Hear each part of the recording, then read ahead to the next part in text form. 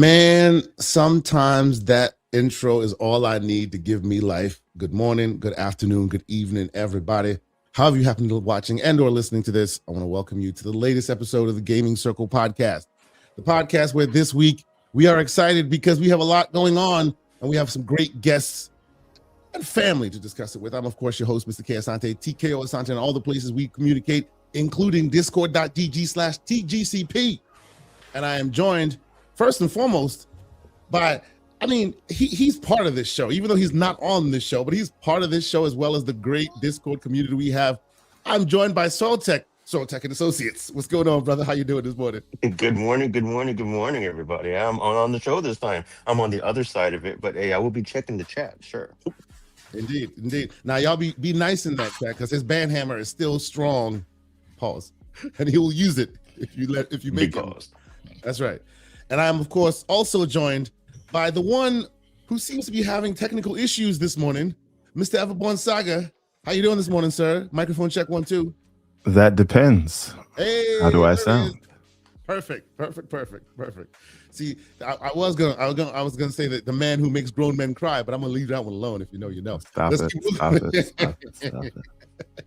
But yes, welcome one and all to a new interesting episode of this here podcast. I think today is going to be interesting because we're going for quality, not quantity this morning. There is a lot to talk about, but I have a feeling that there may be one or two that may take up most of our time. But of course, welcome one and all. I see y'all in the chat right now. People getting crazy, people getting rowdy. I see y'all in there. Shout out to the great Eastside Vandal. Shout out to Six Slayer. Shout out to BT Maverick. Big Mad Mo. What's going on, everybody? Good morning. Hope y'all doing well. Stilo Facts. Always the facts, sir. I know he's still messing with Resident Evil. Sir, I actually sent a video for you this morning. If you want to check it out, I got the old Code Veronica running on the G Cloud. I can give you all some tips on that later. This is what we do in the Discord, ladies and gentlemen. If you are not, shout out to the Redream everyone. There you go. Yes. If you are not part of that Discord where we hang out and chat and exchange ideas and all that, there's the link at the bottom right there, discord.gg/TGCP. So let's get into it. Mr. Everborn Saga, sir, I know, there's a lot going on this week, you work, life, and otherwise, but how gaming going, man? How's things going with you? Well, work and life and a flooded basement. All these things happen. Answer. So also, I noticed that Expedition 33 shirt. You ain't slick. I see you. Shout out to the great Aaron. He hooked me up with this in Germany last year. So there you go. But as far as gaming, so two great things this week. I found another Metroidvania that I'm gonna enjoy. We talked about it a little bit last week, but I mentioned like 5 indie games last week. This is the one I'm gonna stick with. It's called Alwa's Legacy. Came out in 2022. I think you can get it for like $1 and change on Aniba right now, $1.80 or something like that. Alwa's Legacy. Okay. Yes. All right. Yes, we did talk about this yesterday. Not Alwa's Awakening. Alwa's Legacy. No, Legacy. Yes, and I have some footage I'll put up. But tell me why, of all the various ones you were touching, why you're sticking with this? Well, touching is okay. The different games I tried. All right. No Epstein. But the wow. Anyway, yo, too much news. There's too much news. But what I was saying, So what they do in this game is super interesting, where you have your melee attacks. Yes, it's a Metroidvania, right? But you can basically like summon different things that help you with platforming and attacks. So instead of giving you a double jump, like you can summon a bubble that will rise for a little while, and you have to jump on that before it pops. Or you can get a block, but you can upgrade that block so that it can float on water, or it can have spikes when you hit it with a melee attack, and you can use it as a projectile. So you're basically creating things in the world that help you traverse, as opposed to the typical wall jump, double jump kind of thing. Okay. And again, it has the physics of it were very sort of floaty at first, but it works when you start to add the other elements to it. So it's a little fun game. It's less than $2, right? Okay. But I'm having a lot of fun with it just for what it is. So I It looks recommend great.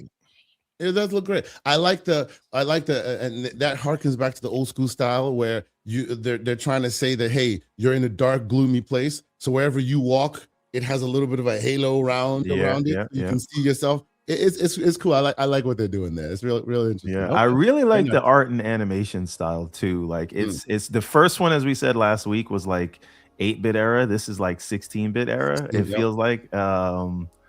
But I don't know. It's just a fun little game, and obviously it's not like crazy combat with combos and things like that, like a blasphemous or anything. Is like this a that, but precision platformer, Everborn? no, this is not a precision platformer. We'd had that discussion in Discord. I had just learned about precision platformers yesterday during our discussion, so I just wanted to make sure I was aware. This would a precision platformer is a game like a Celeste or a Super Meat Boy, where it is more about the platforming than it is the combat, and you have to be good. And it's very or Geometry Dash, if anyone remembers that game. So yeah, this is early on, so you're not seeing a lot of it. If I don't know how long this video is, but if you skip forward, you'll start to see some of the different effects that you can get. So I don't know. This is a few hours, like about an hour or so. This video here's 30 minutes. There you go. Yeah, but I really like the style. This is like kind of early day, like old school aesthetic. I'm enjoying, going back, like mining that kind of style for new content. It's almost like it's the new genre du jour. I'll quickly talk about coming up. I'll talk about what the Vampire Survivor dev did. Similar kind of sentiment. But yeah, it's real cool. I enjoy that they're doing it. So you see, you'd imagine it created the block in the bubble right there in order to get up, right? I see. Okay. So there's a bunch more like that, because so you have these three that you can switch to. One is a lightning bolt, one's the bubble, and then the block. But you can upgrade those abilities so that they do more things, and then you can go into a different category. And then get more abilities that'll help with your traversal. So again, this game's literally less than $2. I can't recommend it enough for that price.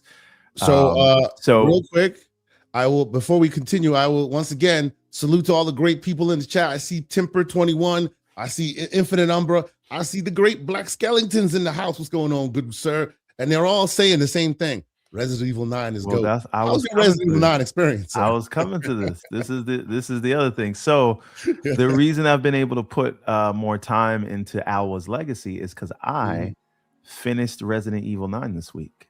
Yes. Okay. It may be one of, if not the best in the series, in my opinion. It is that good. It is everything that is befitting a franchise of 28 years old, almost 30-year-old franchise. They've done, I talked about this last week. They've done so good to merge the first person with the third person, even though you can switch back and forth between them. I didn't do that. I play first person as Grace, third person as Leon Kennedy. But it is just so good. Right. The scenes with Grace are just as scary, creepy, forlorn, whatever adjective you want to use as an alien isolation. And then the Leon places that you play are some of the most high octane action in the entire series. So they took everything you would love about Resident Evil 4, turned it up to 11, and then everything you loved about Resident Evil 7, and then turn that up. And that's before you get to how well it performs, and the path tracing, and the ray tracing, and the lighting, and the visuals, and the 3D sound. Are we saying that the RE engine is giving Unreal Umbra a run for his money. I'm just saying. Well, I don't want to say that because Oh. no. Let me tell you why. Not that I want to give Umbra any fire at his back, because I'm a Unity man. There He you might be go. an Unreal man, but I'm a Unity. That's right. That's right. But the thing is with Where's my RE soundboard? engine, they want to tell you it's not Resident Evil engine, but it's Resident Evil engine, and this shows it, because this is the best the called RE RE engine engine. has ever performed, right? And you can scale this thing down, right? You know, I've seen people playing on Steam Decks and Xbox Allies, right?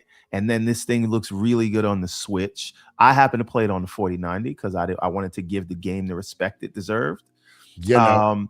Also, I will tell you, there's 2 endings to this game, and you got to make sure that you are doing both of the things. Oh, the door just opened. I see the indoctrination is deep. You see what he's wearing on his head? Tell him that that's not the right thing he should be wearing. I have to deal with this gentleman here. Go ahead. Go ahead and talk about it. But Resident Evil 9 is a 10 out of 10. No notes. No notes is what I that really was what you left me with. No notes. I just wanted one quick comment. I want to say RE9 is also on the RE engine, which is also as pervasive, and the range is like, you've got Monster Hunter Wilds, which now is overwhelming, is positive on Steam, and it really is doing a whole lot. It's doing a lot of heavy lifting. Shout out to my homie Unreal Umbra. You're saying that it is starting to catch some fire, and potentially one day could be a good competitor to the beast that we know. Yeah, I really think that Capcom has started to hit its stride with the engine, man. It really, I mean, look at how many bangers have come out these last couple of years, and it really just rocking, right? So I know that there were some performance issues on Monster Hunter Wilds, but I hear that those were addressed in a recent patch on PC. Is that true? Yeah, it is. And to be quite honest, it was like this, it's a silly glitch apparently, where the game, when you come into an area, would do a DLC check, and that DLC check would like cause everything to kind of go crazy. They figured that out on I guess this last title update, which came out in December, and after that, like the Steam numbers have definitely changed, and the game. Forgive me, I have to ask, just for a quick moment here. The great Lucius Augustus says, "Reach for the Moon engine is what RE engine stands for." Apparently, tell me you're joking. Please tell me this is okay. That's not ridiculous. Even. It's not called. No, that acronym don't even make sense. Stop it, Capcom. Right? Imagine they go, "Oh yeah, it's called the Reach for the Moon engine," even though the only game it's known for is Resident Evil. That's crazy. Well, but you know what? If they were to at least try and thread that needle, that does mean they're trying to differentiate or separate it from its source material so that they could use it for more things. Maybe, hopefully, I don't know. It should, though. I think, well, everything it's showing right now, oh my God, he says he's not joking. He says he is not joking. So they actually call it the Reach for the Moon engine. Fantastic. And the fact that the RE just means Resident Evil, that's just it's just a coincidence. Yeah, but as I was saying, that's actually kind of cool. It's very multifaceted. Yeah. There are actually 2 endings, and what's good about this, there's like a save point that lets you go right back to right before you have to do whatever that final thing is. I won't spoil it for you, but just make sure you go back and see what the other option is from whatever you choose or you do. I will also say, watching the videos I have of this, and of course the PC gang is out there, so mods galore. There's a video out there, I'll let you seek it out, where you're walking down a hallway and there's like a crazy large, like ridiculous scale. What's the dude's name with Donkey? What the heck is the cartoon, the movie that has Shrek? Donkey? Shrek. There's a ridiculous. Oh, the mod with Shrek as the yeah. Because there's this really one of the enemies that Grace has to deal with is this like really like disgustingly large thing, and someone switched that model out with Shrek, and it is hilarious. It's nightmare fuel is what that is. It's nightmare fuel.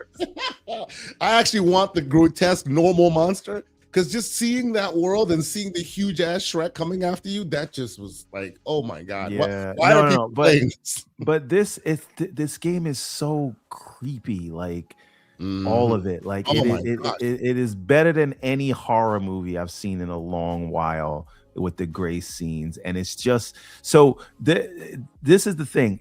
Whenever you get tired of, like, you know, creeping and crawling around, right? It's like the pacing of the game is so good. It's like they instinctively know, all right, it's time to get back to Leon. Go get your revenge. No. Okay, no, I'm not gonna show that. Oh god, that was just gross. Oh my god. No, I'm not gonna do that. I'm not gonna do that. No spoilers. This is the thing. Even with the Requiem gun that Grace gets, right? It's so difficult to get bullets for it, but when you get it, you'll get like 1 or 2 bullets at a time, and you just have to make them count, because anybody who's stalking you, that'll at the very least slow them down. And so I don't know, man. With what they do with crafting, like, it is phenomenal. This is what you hope for. This is why, you know, we still game all these years later. And so just thinking of where this came from. What do you guys think still of the story delivery, that stuff? Because historically that has been my issue with Resident Evil. It very much like it teeters on the line of cringe and you know, that kind of stuff. You know, how is that in this? I think that this is so like it's earnest. Obviously, it's over the top, and there's crazy action set pieces with Leon and this stuff. But the acting of whoever they got to play Grace, just the way she breathes when she's scared, like she has this like speech impediment when she's everything. So what I'm saying is that the acting performances are probably the best they've ever been in the series. Right? There's a little bit of like stupid Resident Evil stuff that like towards the end, but none of it is like egregious as the other ones. So what I'm saying is this is so earnest in its story delivery that you know, you wonder, why are the films so campy when they could do it in this tone, right? And again, I loved Resident Evil Village, but there's some things that happen with Ethan in there that are just like, is this a comedy? Is it, you know what I'm saying? Like, not that I hope this is not a spoiler for a game that old, but like your hand gets cut off and you put it back on. Oh boy, yeah. Right. I'm saying in Resident Evil Village, not this, right? Yeah, I guess. Yeah. So you know, there's nothing like that in this game. This is earnest as though you were watching a proper horror film. Well, a horror and an action movie. It's both, and they do it so well. Right. And this is the last thing I'll say. So I call the Leon scenes the revenge arc, because basically Leon is like trying to find Grace, and he's always behind her based on what she's doing, what he's doing. And then his boss battles are the things that are stalking Grace. So it's like you have to, and then he kicks its butt. I get it. They stalk her, and then he kills them. Sure. Okay, that's a very good way of kind of getting both sides of the coin. That's right, really because you're spending time. You're so scared, and you're running from these things. It's like, all right, mother effer, Leon's here now. It's time for the get back. I thought you said John Wick. So this is the thing. I love it, man. And again, I cannot tell you a way. Like the game even ended when it was supposed to. You know when a game's like really good and you don't want it to end, or it's really good but then it kind of overstays its welcome because they draw out the third act, right? This doesn't do this. This has a clear pacing all the way to the end. It ends when it's supposed to end. Like it is just chef's kiss. What was right your full playthrough round? Like how much time? 15 hours and 3 minutes. Oh wow. Okay. So it's a good size, but it's not ridiculously large. I get you. Okay. Do you have to go back and get the second ending? Well, this is the thing. There's a save point right before you go to do whatever the final thing is. And depending on what you do, I'm not going to tell you which path to do that. There's an optional boss battle depending on what you do in the end. And then if you do that optional boss battle, you'll get what I think is the true ending. But there are 2 endings. What do you think of the character model? Because we always talk about those. This one not so much. This just looks like the typical hair card stuff. Yeah. Well, forget the hair cards. It just look like this guy looks like he's halfway on his way to being one of those Resident Evil 5 zombies. Yeah, it really does. But it's very weird. The guy in the opening was pretty good. The FBI director. Also, when you complete the game, there's a lot of bonus footage that shows you how they did the motion capture for all of this, because this is all mo-capped, and they show you the actors in the suits right next to the scene, so you get to see how those performances are. These guys, like, I don't know how they can do it and give a convincing performance when you're wearing like a tight suit with nothing around you, and you just have to pretend it's all real. But it's super cool that they show you all that. Then last thing I'll say, there's these other challenges that you can do to unlock different things on different playthroughs. And if you do enough things, you can get like unlimited ammo, and then you can go back and run on the hardest thing when you got unlimited ammo. So there's a lot of stuff to do. You can get points by doing certain things and use those points to get different weapons, do different modes and things like that. I'm probably not going to replay it because I don't really get into that, and Crimson Desert's about to come out. But I really love that is there, and I do love the bonus footage that shows some of the behind the scenes stuff. Okay. Can I ask you something? Yeah. So when I first saw South of Midnight, and I first saw it, we were sitting next to Kay like a couple of years ago, if you remember that. I asked you, hey, is it the frame rate or is it stop motion or whatever? Is it? And Kay was like, this is a part of the art style. Asking you the same question, I'm feeling like a bit stop motiony, or is it frame rate that we're seeing on the screen here? But like, no, is that's that how YouTube. it is, or that's YouTube. That's YouTube. It's Okay, very gotcha. Yeah. This game, this game will run at hundreds of frames a second. That's how optimized it is. Yeah, I've seen that. I have seen that. That is. If you put this game on 1440p, it will run at 200 frames a second. If you got, and that's with everything on. I mean, like, you're gonna go high settings. You're not gonna go like ultra or insane, but 1440p high settings on a decent card, like 4080 Super, 4090, things like that, you're gonna run 200 frames a second. Very nice. Not that you need that, but still, you want to, you can. That's great. That's great. See, that I was wondering, I saw some people showing video of this game via emulation, a translation layer actually, running on a phone. I'm like, wow, how can you get this to run on a phone? I guess this is why. When you think about it, right, RE Engine is that optimized. They released Resident Evil 4 remake on iPhone. On the phone. Yes, they did. Absolutely. Yeah. And I've seen people running at over 200 frames. Yeah, that's crazy. That's crazy. Well, Soiltech, sir, how about you? Besides RE, which of course the glazing has begun, and rightly so. Everybody's all happy with it. Anything you're playing, there's something that you want to bring to the congregation as well. Yeah. I just finished Outer Worlds 2, and I'm currently writing or finishing up my review for Keeper.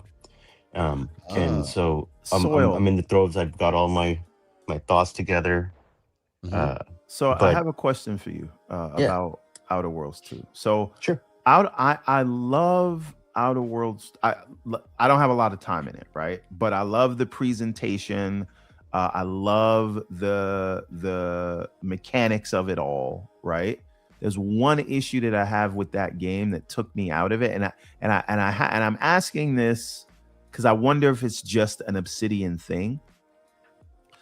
I feel like the dialogue when you meet different characters in the world, I feel like they're too eager to tell you their life story when you talk to them. You don't have to pry any information out of anybody, and it's almost like they're so obsessed. The writers were so obsessed with their own lore that they use every opportunity, even when it wouldn't make like natural sense for people to be telling you all this stuff, right? So, I say that to say it kind of throws off the main plot because it doesn't feel earnest. You're just in a world where everybody's like an excuse for an exposition dump. I wouldn't. What do you think of that? My thoughts on that are like, to a certain extent, I would agree with you. To the other extent, whenever you see a terminal that you can actually access, you have to read all of it, every single entry, and sometimes there's 5 full-page entries. And to the extent that you're saying there's an expedition up, there absolutely is. And and if you think if it's apparent with the characters, it's tenfold with those extra terminals, and those are where you get everything for all the extra quests and this and that. And man, oh man, you have to like make sure like your eyes are not blurry, you're not reading this at night, and it's just not which sometimes is always the case for me, and I've always played at night, so it's like and I've had a drink or two, so I'm a little bit more blurry. But my question though is, why is this a bug and not a feature? It seems to me that and to your point, everyone, this is what Obsidian does, right? They want to keep you moving in the story, in the world, but they also want to fill you with why you're there and who you're there with and all the lore and all the background. And it's like if you were to separate the gameplay and the cinematics, which is rare, but there are definitely good cinematics in there. If you separate that straight from the reading, there's like a novel's worth of reading of the story in there. And it's to Soiltech's point, it's dialogue, log after log after log, which is filled with a lot of content. But isn't that kind of what Obsidian, what Bethesda, they tend to be big delivery devices of story, right? And it's not always in the cinematic way. It's also reading and audio logs and things. The thing that I loved about Starfield, right, was the pacing of the main plot. Now, I did a lot of other stuff in that game. I have a lot of hours in Starfield, right? Same thing with Cyberpunk, right? So my point is not that those things are there, but is the way they get you to engage in it. And I keep coming back to the term verisimilitude, right? I don't want to feel like, oh my God, this is a game that I'm playing, so they have to tell me all of this. I want to engage in the story, and I don't want to feel like you wouldn't be telling me all of this, right? Like nobody, you're not gonna meet a random stranger and they're gonna tell you about this lifelong beef that they had with this other guy that they need your help with. And again, all these things are there in Mass Effect, right? You can dig deeper if you choose to. What happens here is we're so impressed with our writing that we're gonna make sure you see it. And I don't think it's more that way. I see what you're saying. I don't see, like, to me, Mass Effect was made by movie lovers, right? Same sort of subject matter, but made by movie lovers. And this was made by book readers. Same exact storyline. I actually have a lot of comparisons with this game and Mass Effect. I got a lot of Mass Effect vibes. Early on, remember more than later. That, like, the first few hours of you playing, it wasn't this chatty patty Mass Effect thing. Yeah. But Soiltech, you finished it. What do you think? Do you see the comparisons I saw, or do you see differently? I can't really comment on that because I really haven't finished Mass Effect. Sure. Speaking to finishing the story in relation to all this exposition, I don't think I'm spoiling anything. There is a long, like, story ending, which it caps every single quest. And it tells you, and so you're not able to go back and finish all those quests, should you have even started some of them. But all of that reading, all of that exposition is in service of every single quest ending. The ultimate ending, yes. And so I think that's where also they're trying to really tell the story and make sure you walk away with that lore. But you understand what I'm saying, though, right? It seems like same type of subject matter. Let's compare.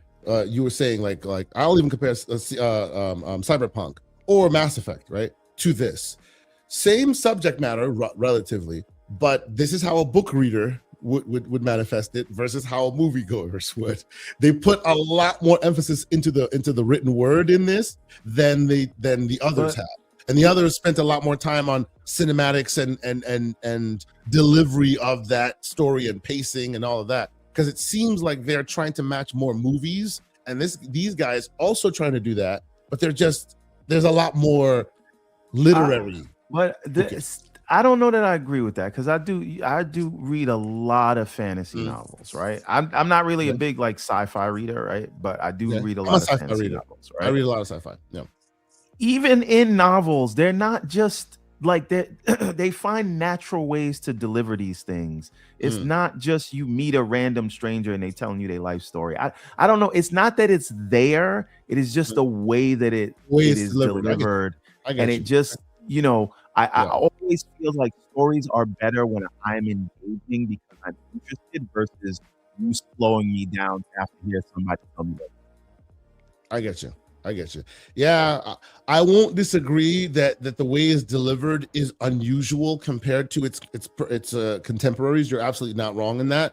But yeah, I don't see it as a negative, as just a different style in how they're trying to execute. Because even Avowed to me was like that, where they really want you to engage in that world, but they are not focused, as I saw it, they're not focused only on one delivery mechanism. It's almost like they need both to stand toe to toe in order to give you that ultimate experience. So you're gonna have to do a lot of reading, right? And focus on it. Don't miss the stories. It's not just throwaway. It is there to read. It's almost like they split the team into two halves, said you make the visuals, you write the book, and then they combined it later. Right? Yeah.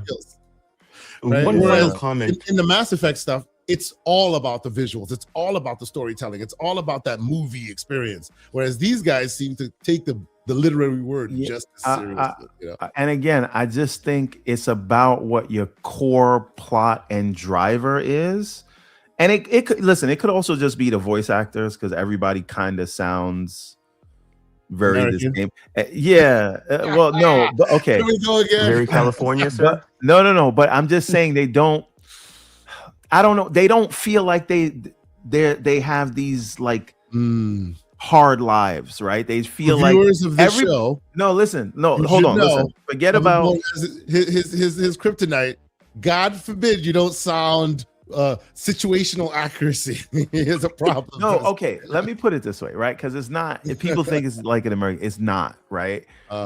It's just that the caliber of acting in a Mass Effect or a Cyberpunk is not what the caliber of acting is here, right? Or a Witcher 4 or Witcher 3, I mean, right? It's a different caliber of acting that you're getting, and then the plot, and again, as games, I love these. It's the same thing with Avowed. I love the level design of Avowed. I love that every direction you go, there's something that you can find and it will reward you for that. I love the combat system. I love all of that.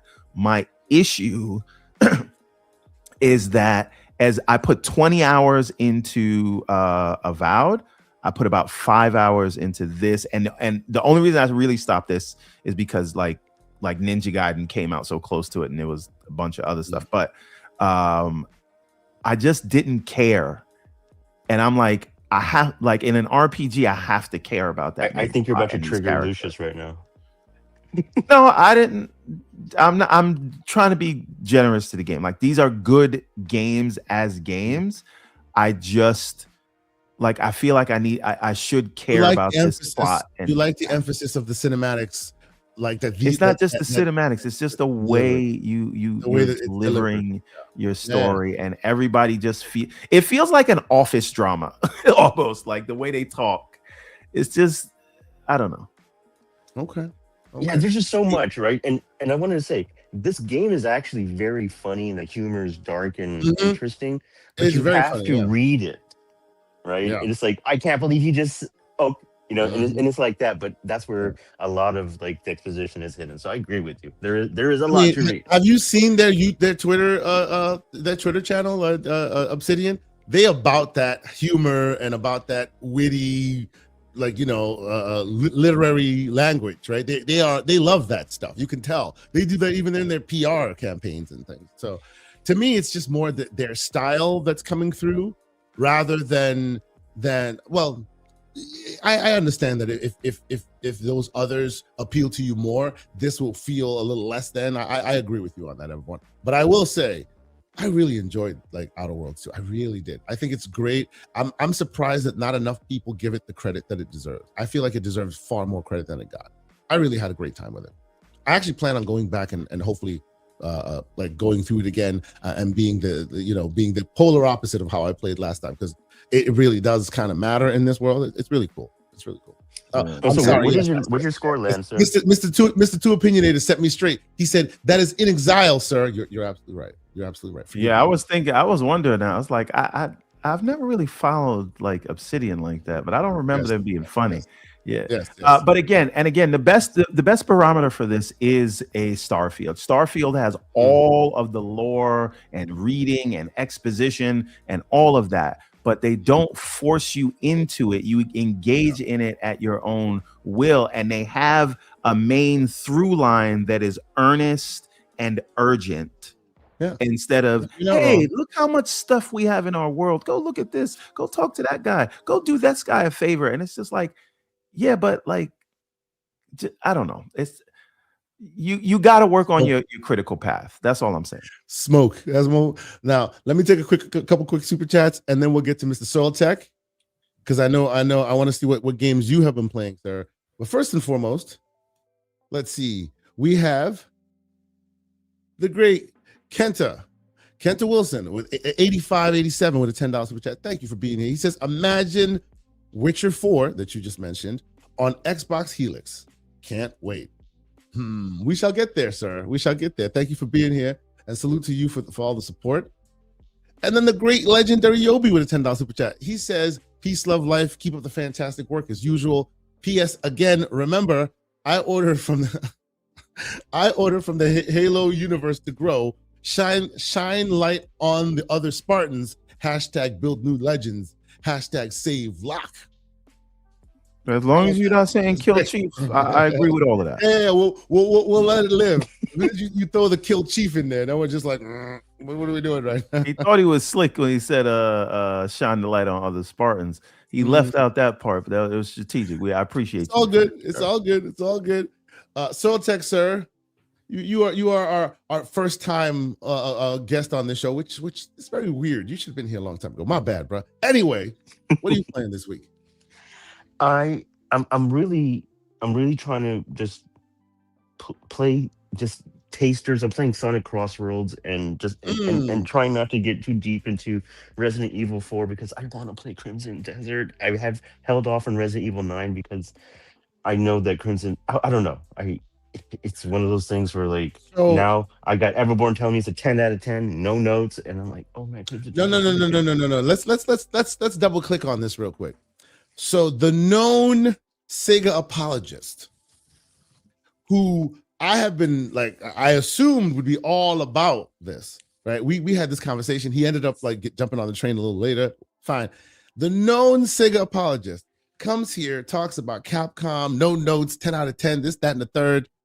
And somehow Sega's Sonic Racing Crossworlds comes from you and not the apologist. Okay, let's stop that. We talked about Crossworlds back when it came out. He's getting to this game months later, and now you want to know why I'm not talking. MJ Dark is taking telemetry. He's taking telemetry. Anyway, Soiltech, because you're the one who brought the greatness that is Sonic Crossworlds. Did we not talk about this already, Kensante? Did we not already go through this months ago when the game actually came out? I love the fact that Soil's getting to it now, but we talked about this. Major talked about it during the demo. I talked about it during release. And I'm still playing it. It's very accessible. I can jump in for 10 minutes, do a race, and jump out. It's a very good ladies game. and gentlemen, if you too want to continue to keep the boot on neck on Mr. Everborn Saga, join the Discord where we continue to enjoy ourselves doing that. But Also, make sure you're liking and subscribing if you haven't already. Yes, Please do. absolutely. Please. We appreciate it. Thank you so much for continuing to support the channel. So Tech, what do you think? Are you is this no life for you? Are you playing with the kids? How you playing this?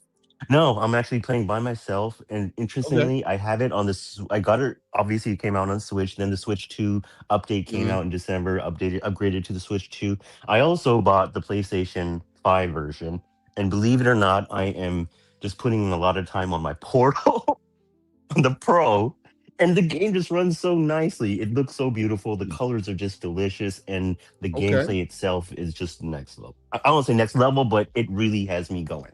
And I haven't gone back to Mario World, and no slander at Mario World at all. It's just that after that first beat the game, and I just didn't go back to it. It didn't. It was just it was it was a nicer version of Mario Kart 8. So for whatever it's worth, and I know I'm gonna get people come after me for that, but I really like this game, man. And this is don't worry. Major's already in the chat. He's busy focused on Everborn Saga. He says Everborn Saga lost his Sega card, so I don't think he's gonna come for you on that. And speaking of Major, shout out Switch 2, best place to play for the RE9. Okay, I'll let that stand. Definitely not the best place to play. But if I lost my Sega card over this, he has acknowledged that Sonic Cross Worlds is a better game than Mario Kart World. Does that mean he loses his Nintendo badge? No, I actually think he gains it even better, because that means even though he is the quote unquote president of Nintendo, there's some objectivity. That's right. He's also able to see, but he's a traitor. He's a traitor to his own racing game. Okay, understand. So I have to ask, one thing that really bothers me with Mario Kart and the Mario Kart franchise in general is when you smoking fools, then they have to throw weird stuff at you from out of nowhere. Blue shell come and hit you 15 times just trying to give people a chance. How do they handle that balance in this game? I haven't really put enough time into it. They have a bullet.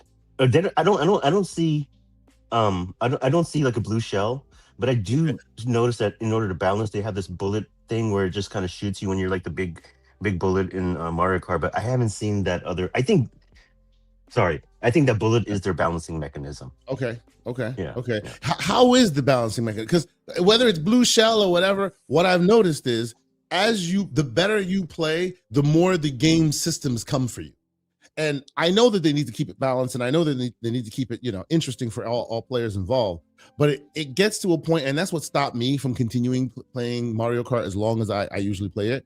I noticed that at some point, the better you play, the more annoyed you get, because out of nowhere, just shells will just fall out of the sky to stop you. And I'm just like, if you're going to stop me, if you're going to give me challenge, make it an actual challenge. Make it actually, real thing that I have to contend with. Don't just throw magical objects. Yeah, the RNG is killing me. Yeah. Right? Ironically, the argument that you're making now is the arguments that libertarians make about taxes. But anyway, another show. It's another show. Thread that for me in the Discord, sir. So I'm just racing along. You sound like you don't like nominal tax rates, sir. The harder you work and the better you're doing, and now they're coming at you with these rules and regulations. No. But see, that's different. That's different, because that when you get there, you hit a different bracket, and as such, you need to account for something different. That's fine. This, I turn around, no one is there. I look at the map. They are far. Yeah, you're making more money than everybody else. Keep going. Yes. And then out of the clouds, which don't exist normally, more blue shells. 35% tax. Bro. Let's go. You just don't like it. I understand. See, no. What I would, and the reason I bring this up is I want them to balance it, but I want them to use different ideas to try and balance it. Right. I was thinking maybe as the further you are from the pack or whatever, the weaker your vehicle is, or the slower it becomes, or something to explain why the difficulty or the challenge, not just magic, obstacle. No, I get that there should be balance, but find a better way of doing it that doesn't seem ridiculous, and especially using tools that normally would come from other players who are nowhere near you. You know what I'm saying? You're giving me billionaire vibes, sir. saying. It's the same argument. Oh, jeez. Welcome Saturday morning. We're talking tax rates. We're comparing gameplay to fiscal policy. I just want to know. I just want to know if you think billionaires should exist, Keysante. That's all I want to know. Oh my God! You can find that answer on the Discord. Discord.gg/TGCP. Come, let's talk about the comparison of Mario Kart versus nominal tax rates and fiscal policy. And we could spend an hour on that. Easy. Oh yeah. Oh, hour. That's how we started. That's the preamble, sir. What are you talking about? Good times in the Discord for everybody who doesn't know. Man, oh man, our conversations are see what you got started there, Evermore. Now the great Corkenstein's asking to borrow $20 million. Oh, he's asking to borrow $20 from the millionaire. Okay, we'll see. Join the Discord. Sir, from the billionaire. Okay. Yeah. Oh, if it's from the billionaire, then I guess you're talking to Everborn Saga, but that's neither here nor there. Let's keep it moving. Relax. Not yet. We're working on it. We're working on it. We're getting there. The great Corkenstein, he's here with a $10 super chat. He says a super chat for the homie Soltech and his first time on the show. Shout out to you, Soltech. Shout out to you, Corkenstein. I actually can't wait to see y'all in June. Brother. I'm gonna see y'all both in June. I'm so excited to see y'all again. It's always great to be able to meet the community, have some drinks, and talk some smack in person. Okay, you know what's something we should have gone to? GDC. GDC, yeah.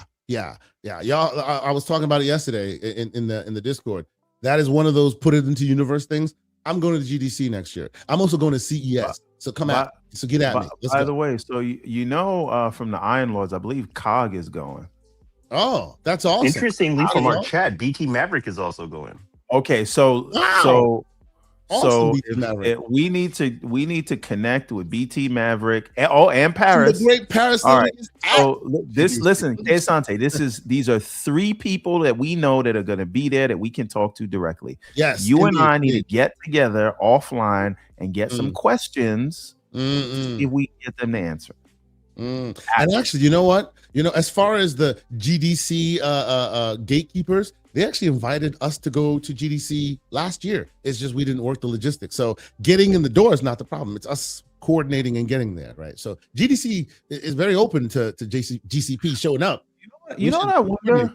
I've seen, and obviously we'll get into this, but we've seen Asha with the announcement that we're going to spend a block on. So she's advertising that she's going to be at GDC. Normally, GDC does not release these things to the public. They will eventually because they have a YouTube channel, but they put things in a vault. Is this one different? Because it feels like they're going to make some like a marketing news there situation. Yeah. It seems like a marketing situation. Does Paris know this? And if you do, Paris, you wish to come and talk about it, sir. You have the link. Let's go. Real quick, the great Lucius is back with a $5 super chat. He says, did you see Sony is doing variable pricing? Depending on how they determine how much money they have, you can get charged as much as 18% more. Variable pricing on what? Games or hardware? What are we talking about here? Trying it out. This is from games on their PlayStation store. Oh, wow. Yeah, this is not new. Retailers have been doing this for a long time. But this is on their PlayStation store. Yeah, but I mean, what did they tell you? Like, coincidentally, is the only way you can buy digital games. Wait a second. We literally heard them say, "Oh man, hold on a second." We heard them say they will not, in the near term, because of Rampocalypse, raise the prices on their hardware, but they're going to make that money up by charging their customers more. This is how. This is one of the ways how. This is what they said. Yeah. This is what they said.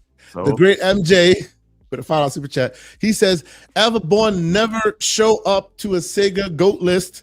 He's a trader, too busy with Peaches and not Army and not Amy. Oh, RE9 man. is better on Switch than Series S. Okay, so first of all, Keysante, can you please inform this man how vigorously I was arguing in the early part? Yes, when you got to the end to finalize the list, I wasn't there, but in the first part of forming the list, I absolutely was there. Yes. Boots on necks. Can you explain this to him? Yes, but for those who don't know, I will once again reiterate, join our Discord, discord.gg/TGCP. This week, we are in contention There's a lot of battle being had. We're going to continue the battle. We're creating the GOAT list of the Genesis platform. Now we're talking about the Tower of Power. We're talking about the all the various incarnations that make up the Sega Genesis. We created our GOAT list, and now we have, I think, 60 some odd games where we're just gonna like battle it out. You want to see otherwise very, very intelligent, very, very even-keeled men and women literally lose the thread and crash out on each other? Join the Discord and join that debate. I'm looking at you, Six Slayer.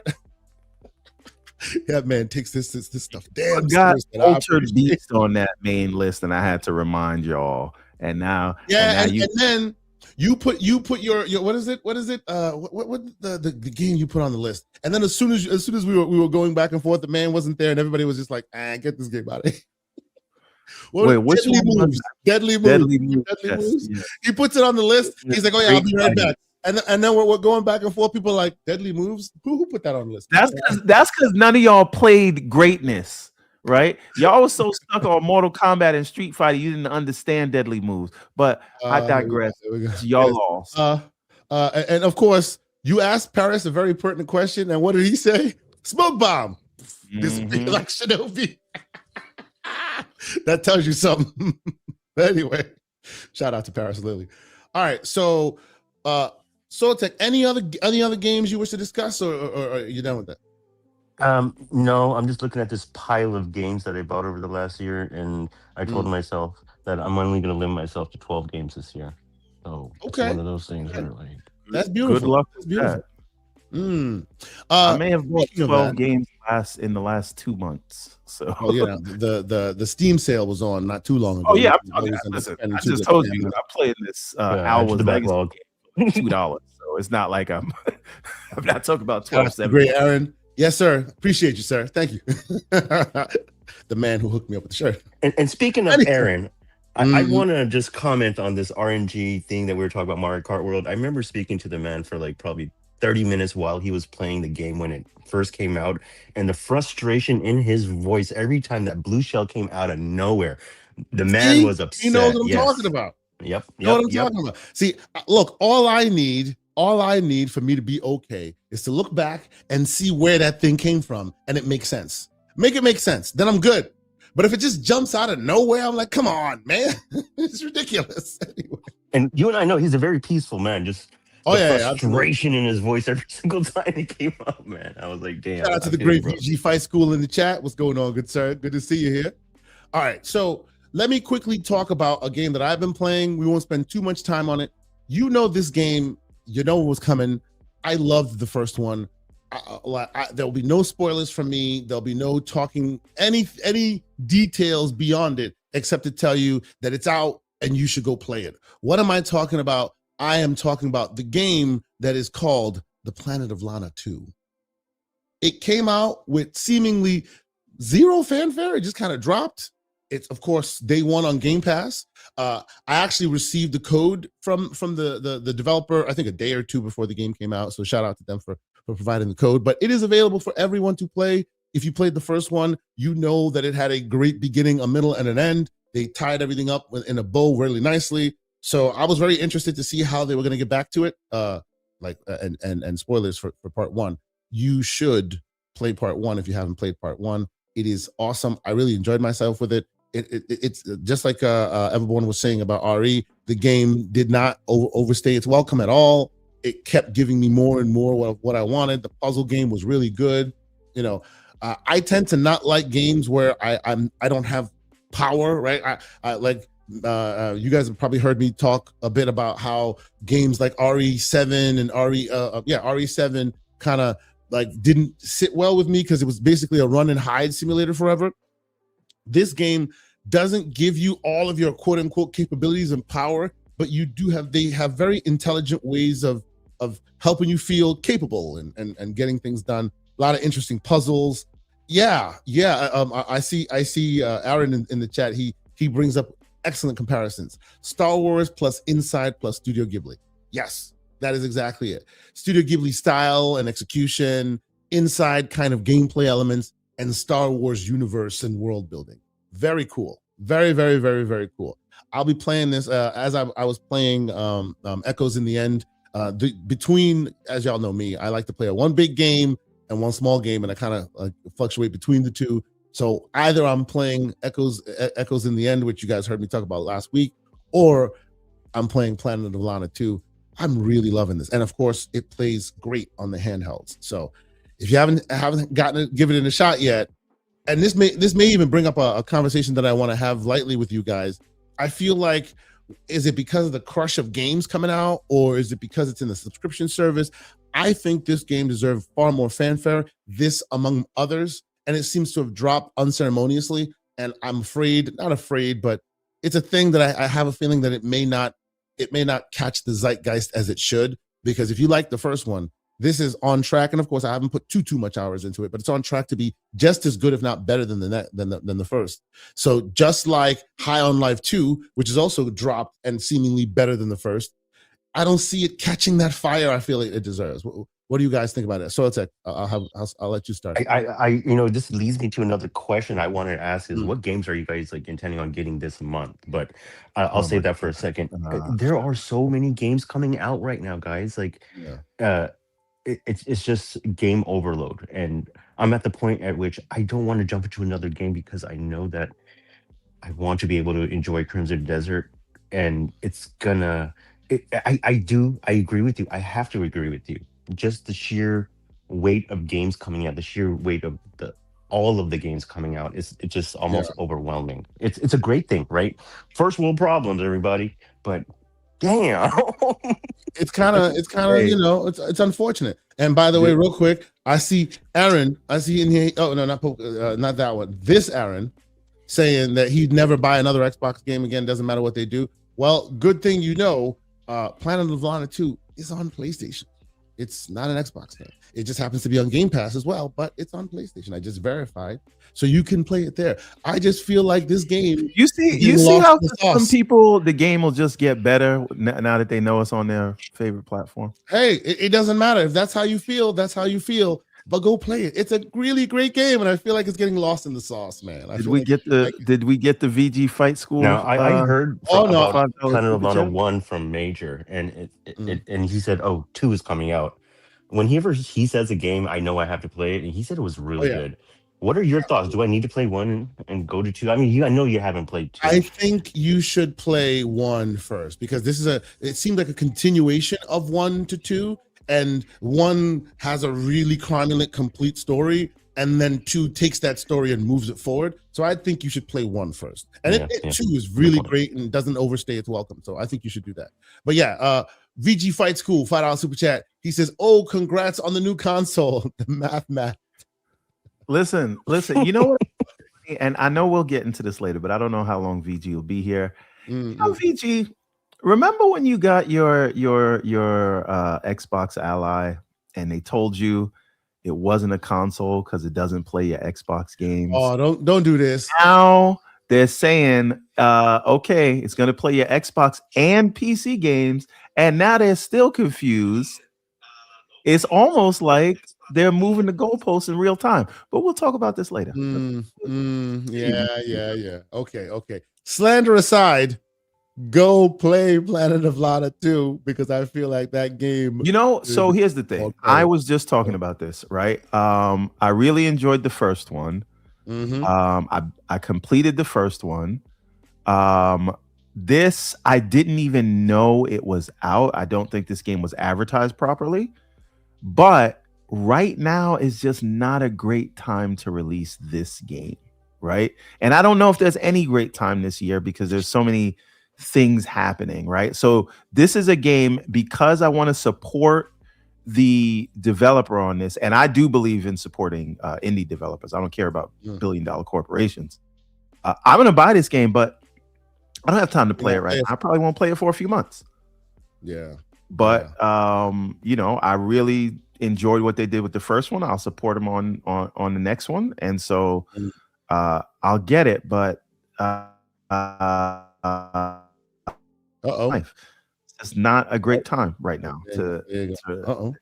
and this leads me to another thought, and I think we have this on the docket today, because last week we talked about the potential of the rumor about the PC strategy shift.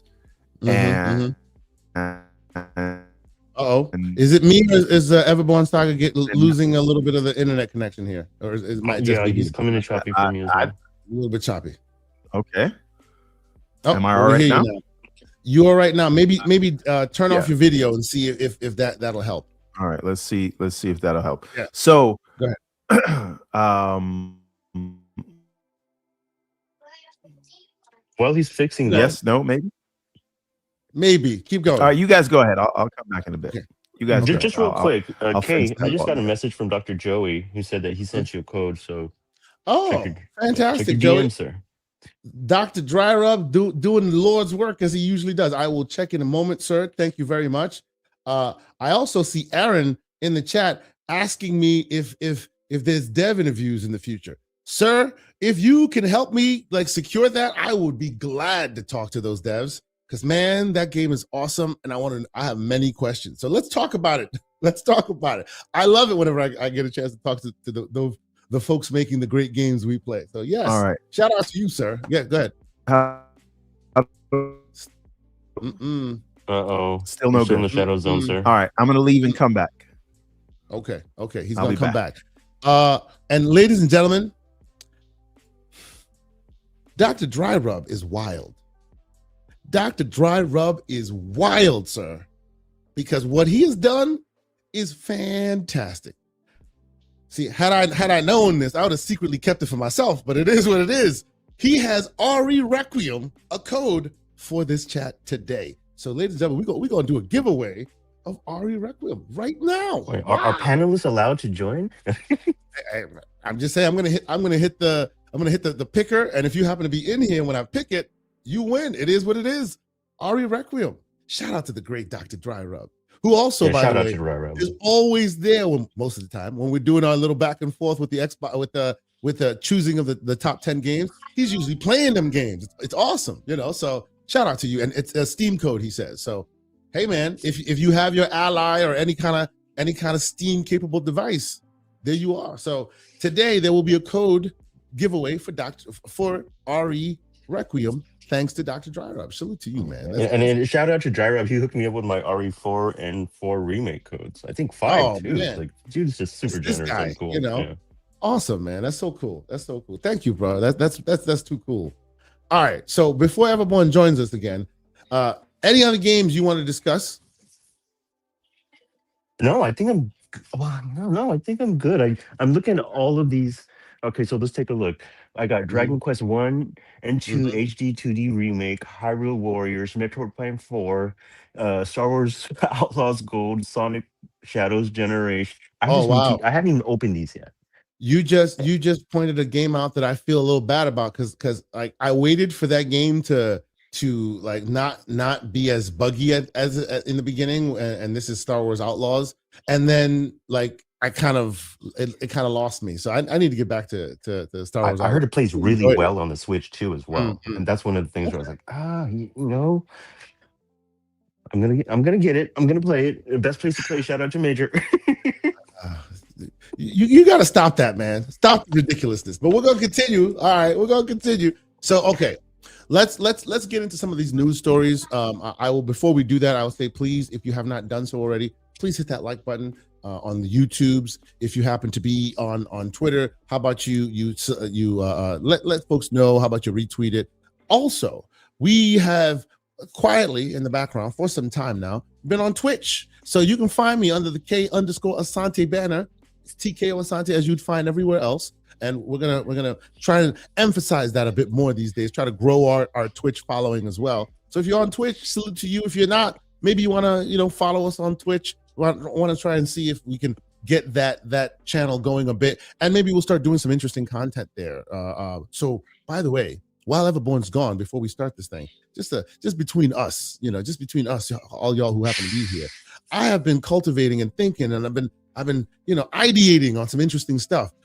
We have a lot of graybeards in the house, right? Both in our Discord and in our community, and we enjoy having great, real conversations, both about gaming and beyond, because we're all adults and experts in our various fields, right? I want to have like a potentially maybe either a week, like something that continues on a weekly basis or a monthly basis, or maybe just a special one-time event. I want to talk about parents in gaming, like how we talk with our kids in gaming, what kind of indoctrination methods we do for that. You know what I mean? Like I would really love to get more into talking about what we do as grown-ups in gaming, right? So just the thought that I've had for some time. You know, let us know what you think, if you think that's something this would be a great community project. You know, for sure. And for the Twitch chat, it is now in the chat. Join us on Twitch if you happen to not have not subscribed to us yet on Twitch. Please think about doing so. But yeah, I'm thinking of doing stuff like that. You know, we do a lot of retro stuff. Maybe we have a show where we dedicate ourselves to more retro fare and talk about the games of old. By the way, another thing, last one before we continue. I think once we get to our top 10s of all of these games that we're talking about, we might maybe come on this show and talk about the top 10s, talk about how we feel about the top 10s, right? Something to think about. But anyway, Dr. Dry Rub, not wasting any time, he's dropping them in the chat. So if you happen to see it, it is yours. That is Streets of Rage 4. I don't know if that 4 is before for the game or that 4 is specifically for the code. You might want to separate the 4 from the H, and then you good. We'll see. Whoever gets it, shout out to Dr. Dry Rub. Appreciate you, sir. Dropping all these excellent codes and stuff in the chat. But all right, let's get this thing started. But let us know what you think. Let us know if you think that is something that we should be looking into. I've been thinking about that for some time now. Add some interesting content to the mix. You know, I'm really enjoying the idea of maybe branching out and doing some more interesting things. But all right, before we get into the show with all of the, you know, we're talking Helix, we're talking GDC, we're talking PlayStation and their exclusivity concept maybe. But before we get there, let's talk a bit about this that the great Sycamore brought to the table. He posted this and said, hey, something that we should talk about. And I do agree.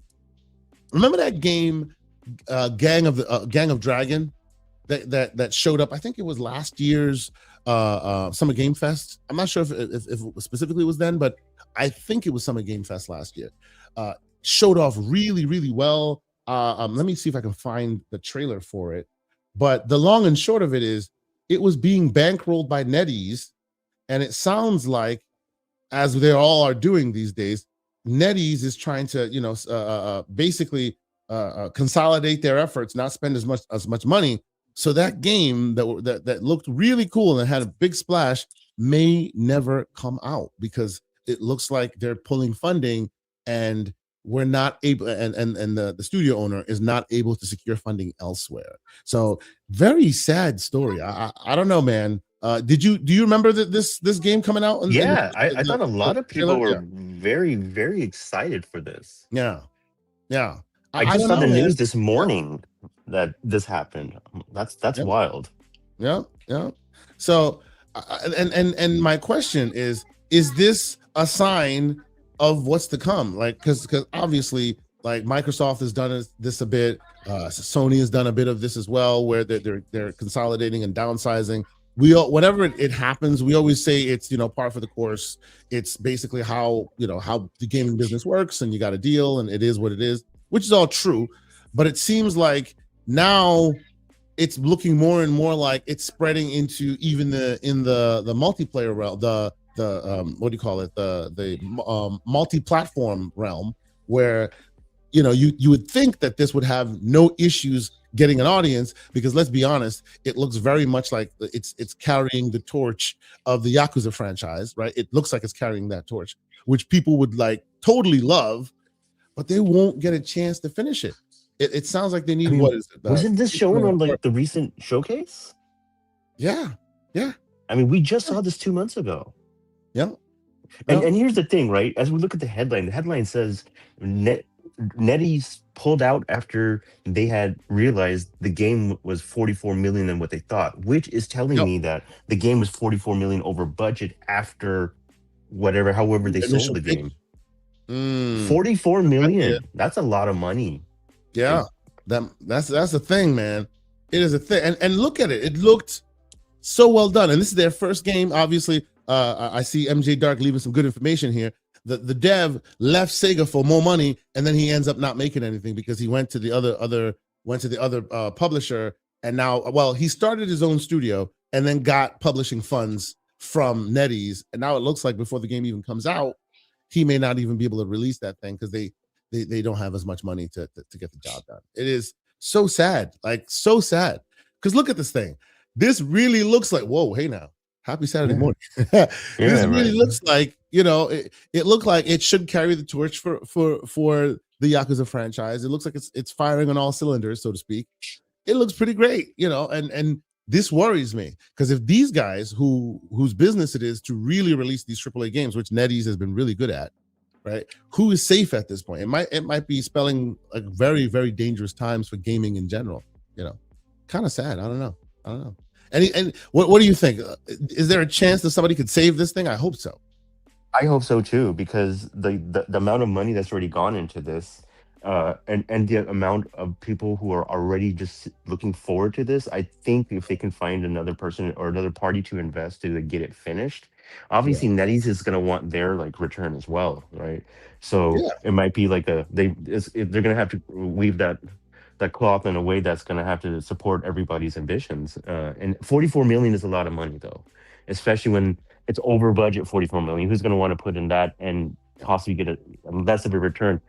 It's one of those things, man. And we're still waiting. Everybody's got that Yakuza GTA style hankering, and everybody needs that game. Mm-hmm. There is a market. There is a market. But again, when GTA 6 is supposed to be coming out in this year, might that slow the need or the want for this game, and would this game again fall on deaf ears when there's so many good games, especially when something that's going to take out all of the air in the room when it comes to that kind of game for every game, quite honestly. You really think that GTA may have had a factor in this decision making? Like, why bother spend all this money when we know it ain't going to hit because of GTA? I think so. That worries me even more, man. Because that means there's a lot of decisions that can be made in this exact way. Because GTA is coming, whether you like it or not, right? That sounds kind of ominous for gaming at this point. Okay. 10 years. Yeah. That is something. What do you think? Unfortunate. Honestly, I was just super disappointed when I saw this. I was excited for it, right? I've always been a fan of this type of genre ever since what am I talking about? Way back in the Dreamcast days. Lord, somebody will remind me of this game. Shenmue. Thank you. Shenmue. Ever since Shenmue, which I thought the OG Shenmue had some pacing issues, right? You spent too much time working like a job, So I was like, I don't know if that's what I want to be doing. But I did see what they were doing, and I did appreciate the style that they were going for. And obviously, the Yakuza franchise picked up that mantle and been running with it for some time. This looked like an evolution. It looked like it was getting even further down that line, going for realism. The graphics look great, all of that. So for me, it's just very disappointing, and it just puts a bug in my ear and sparks that thought of what gaming will look like in say 5 to 10 years from now, when these almost half in, half out, almost done games are getting canceled before they see the light of day. It looks like we're preparing for a drought ahead if this keeps going. Yeah. You heard me exhale like that. I do not see good things coming, especially when we're seeing these kinds of cancellations happening. It is for something that's that popular. Like, we just saw this game. Yep, absolutely. So, all right, well, let's move on. I'm sure Mr. Everborn Saga will join us. I hope his connection holds up. It seems like he might be having some connection issues, but let us talk about. I think I've heard you talk a little bit about it, but I want to really have you expound, because you are, I'd say you're an unofficial member of FAMAS sometimes in our Discord. FAMAS is a liberal organization. I say it over and over again. I would say you are an unofficial member of FAMAS, and if you don't know who FAMAS is, join the Discord, ladies and gentlemen. We have all of that. It's fine. But you are a proud owner of the PS5 Pro. We've had slander about that one, right? But we have recently found out through unofficial means, but as official as you probably can get, in these current times, that PlayStation is looking to scale back its PC ports to basically use their single player as more of a calling card for the platform, to the console platform, than what they used to be doing, which is putting it on Steam and trying to get revenue there. Before we go much further, what are your thoughts, just writ large, at that top level when you first heard this news? I'm I'm a PC guy. I always want it to be accessible on PC. I love my consoles, and I play a lot on my consoles again, like I was just saying. But it was saddening to hear that, because when you have these games coming out on PC, that I mean, also on their side, PC is the absolute best place to play, depending on what your hardware looks like. Don't say And that too loudly now. I Major's know, listen. but God, man, like it was sad, because like you just heard like the air just go out of the room from all of the PC players, because they want to play these PlayStation games. These PlayStation games are really great, depending on what side of the aisle you are. They're actually very good, and people want to play them. Now, I just and that's just my initial, like, thought on it. Business wise, it might be brilliant for Sony, right? But we can talk Okay, about that later. Initially, sure. I'm saddened, because I want to, like, when we see RE9 coming out, and you hear Everborn saying, "Man, the ray tracing, the path tracing, it's so well optimized. It looks so good." And really, and he said, if you have decent hardware like a 4080 Super, which is like not decent hardware, that's upper echelon hardware for sure. I want to be able to like experience that, and I feel like that's going to be taken away, right? And that's my thoughts as an overall like PC gamer. And that's where, and again, now with the handhelds, that directly relates to that, and that prevents like these games from coming to handheld. And it might be having to do with that it's not day and date, and they lose the presence and the strength of the zeitgeist in the marketing. And when Yeah. they do these segmented releases to PC later, it just, and again, I'm putting the cart before the horse, but that might be like what's guiding their decision. Yeah. Yeah. See, and honestly, and we should get into that. I appreciate you breaking it down like this. We should get into that because, frankly, like, so I don't purport to be an economist, right? I'm not here to break down the dollars and cents of the why. We get passionate and we get really invested in some of these moves that are being made, and as such we want to understand. But my purview, why I want to understand, is because I've always thought that as a gamer and as an informed gamer, as I try to be, once your realities line up with business realities, then you get what you want, right? So you have to know where those business realities are so that you can see the forest for the trees, because then you'll catch that great opportunity when business realities and their needs line up with your user needs, and then you get perfect stuff. That's where we were for a long time with, like, say, Game Pass, when they were just giving very consumer forward, right? And you needed to understand the logistics of the business reasons why that came to be. Honestly, in this instance, I am struggling to understand the business realities on the ground that makes them think that moving away the way they have won't spell some kind of like pitfall, right? And maybe, to your point, maybe the economic realities on the ground that they see make it the juice not worth the squeeze and putting it out there, versus like calling folks to their platform. Because I don't see like and we can get into this one as well. I don't see PC folks who used to enjoy, say, Ghosts of Yotai or Tsushima, and they want Yotai.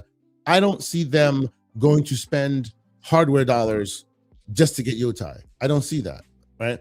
Because even though that game may be like a zeitgeist mover for many, if not some, it seems like it's not enough to make someone like me, or like any folks out there who invest in their hardware in their PC ecosystem, to then spend an additional funds just to play that game, right?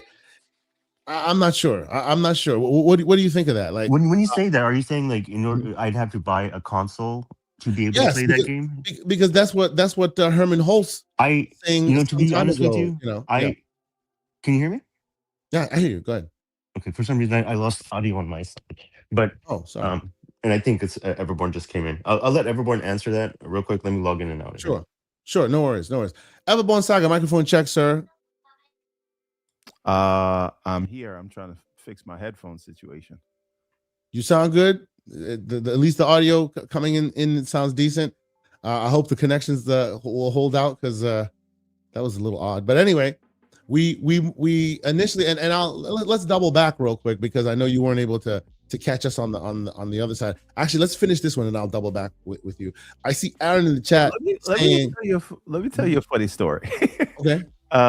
So I'm doing the whole restart thing, and then I go back and I'm just looking at my Ring cameras or whatever at the other house, and I see my father walking in the side door, and immediately after he walks in the side door, all the Ring cameras in the whole house completely shut off. And I'm like, what kind of spy nonsense is going on?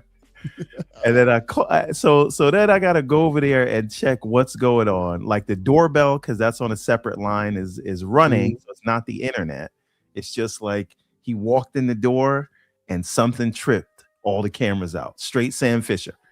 I mean, did he have his Android phone and press a button real quick when he walked in? I don't know. He says he sounds like it.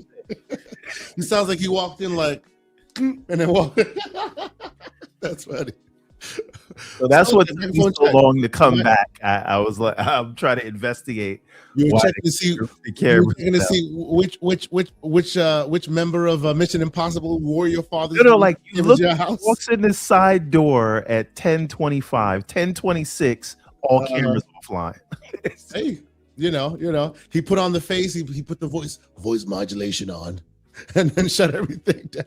Anyway, Soltech, you there?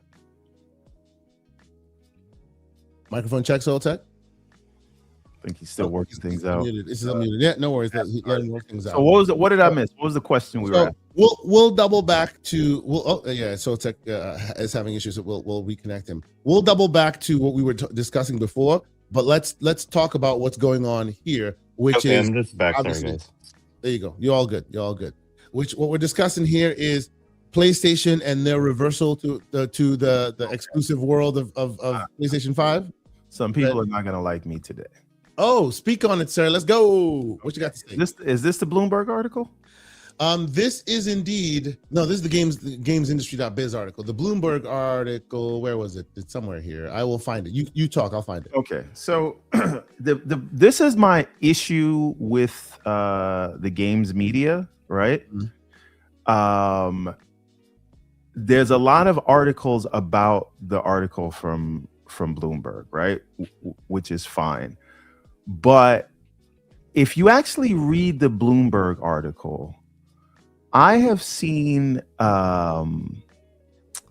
less hedging from a gardener at the Palace of Versailles, right?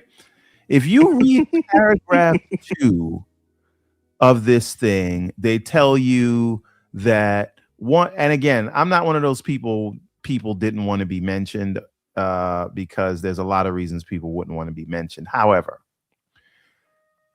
they say in paragraph 2 that plans could change as they look at the current landscape of the business market. That's right. So, all right. So we're non-committal. It very explicitly mentions Ghost of Yote and Soros, but not Wolverine, which is something you think that they would mention. Their actions show that they have shut down. It's behind a paywall, of course. Won't let me pass it. Just hold off a second. Go ahead. Yes, go ahead. It's all good. But so they've also said that they've said to their shareholders that they're making like money by incremental increases in margin by releasing off platform. We've heard what Shuhei Yoshida said. They've also said that Bro Shida, yes, we've heard it. No, they've also said that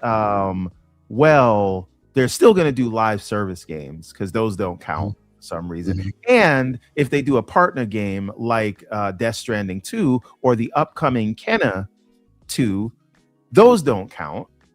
China Hero projects also don't count.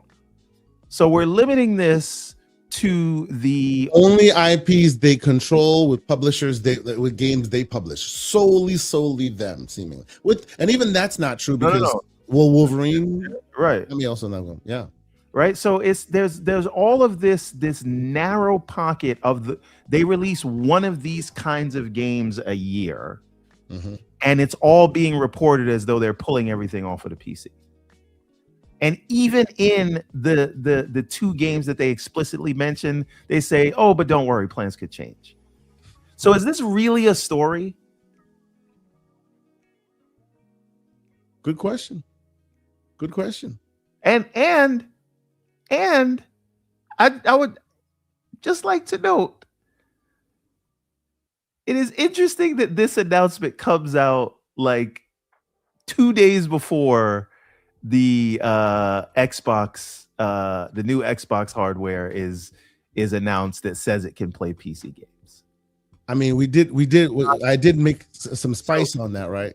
As soon as they released it, as soon as they talked about it, the Magnus comes is talked about exclusivity. Like it almost seems like 1 + 1 = 2, but I don't know. I would think that's a little bit too simple. We've twisted ourselves into this narrow box of trying to convince ourselves that these things for some reason count or don't count depending on what side of the aisle you're on, and it's just strange. We're fully acknowledging multiplayer will continue to be as is, which is what they've shifted 60% of their budget to. We fully acknowledge that, you just did a showcase where literally all of the games were going to PC, save for the two that they announced here, which is Ghost of Yotei and Soros.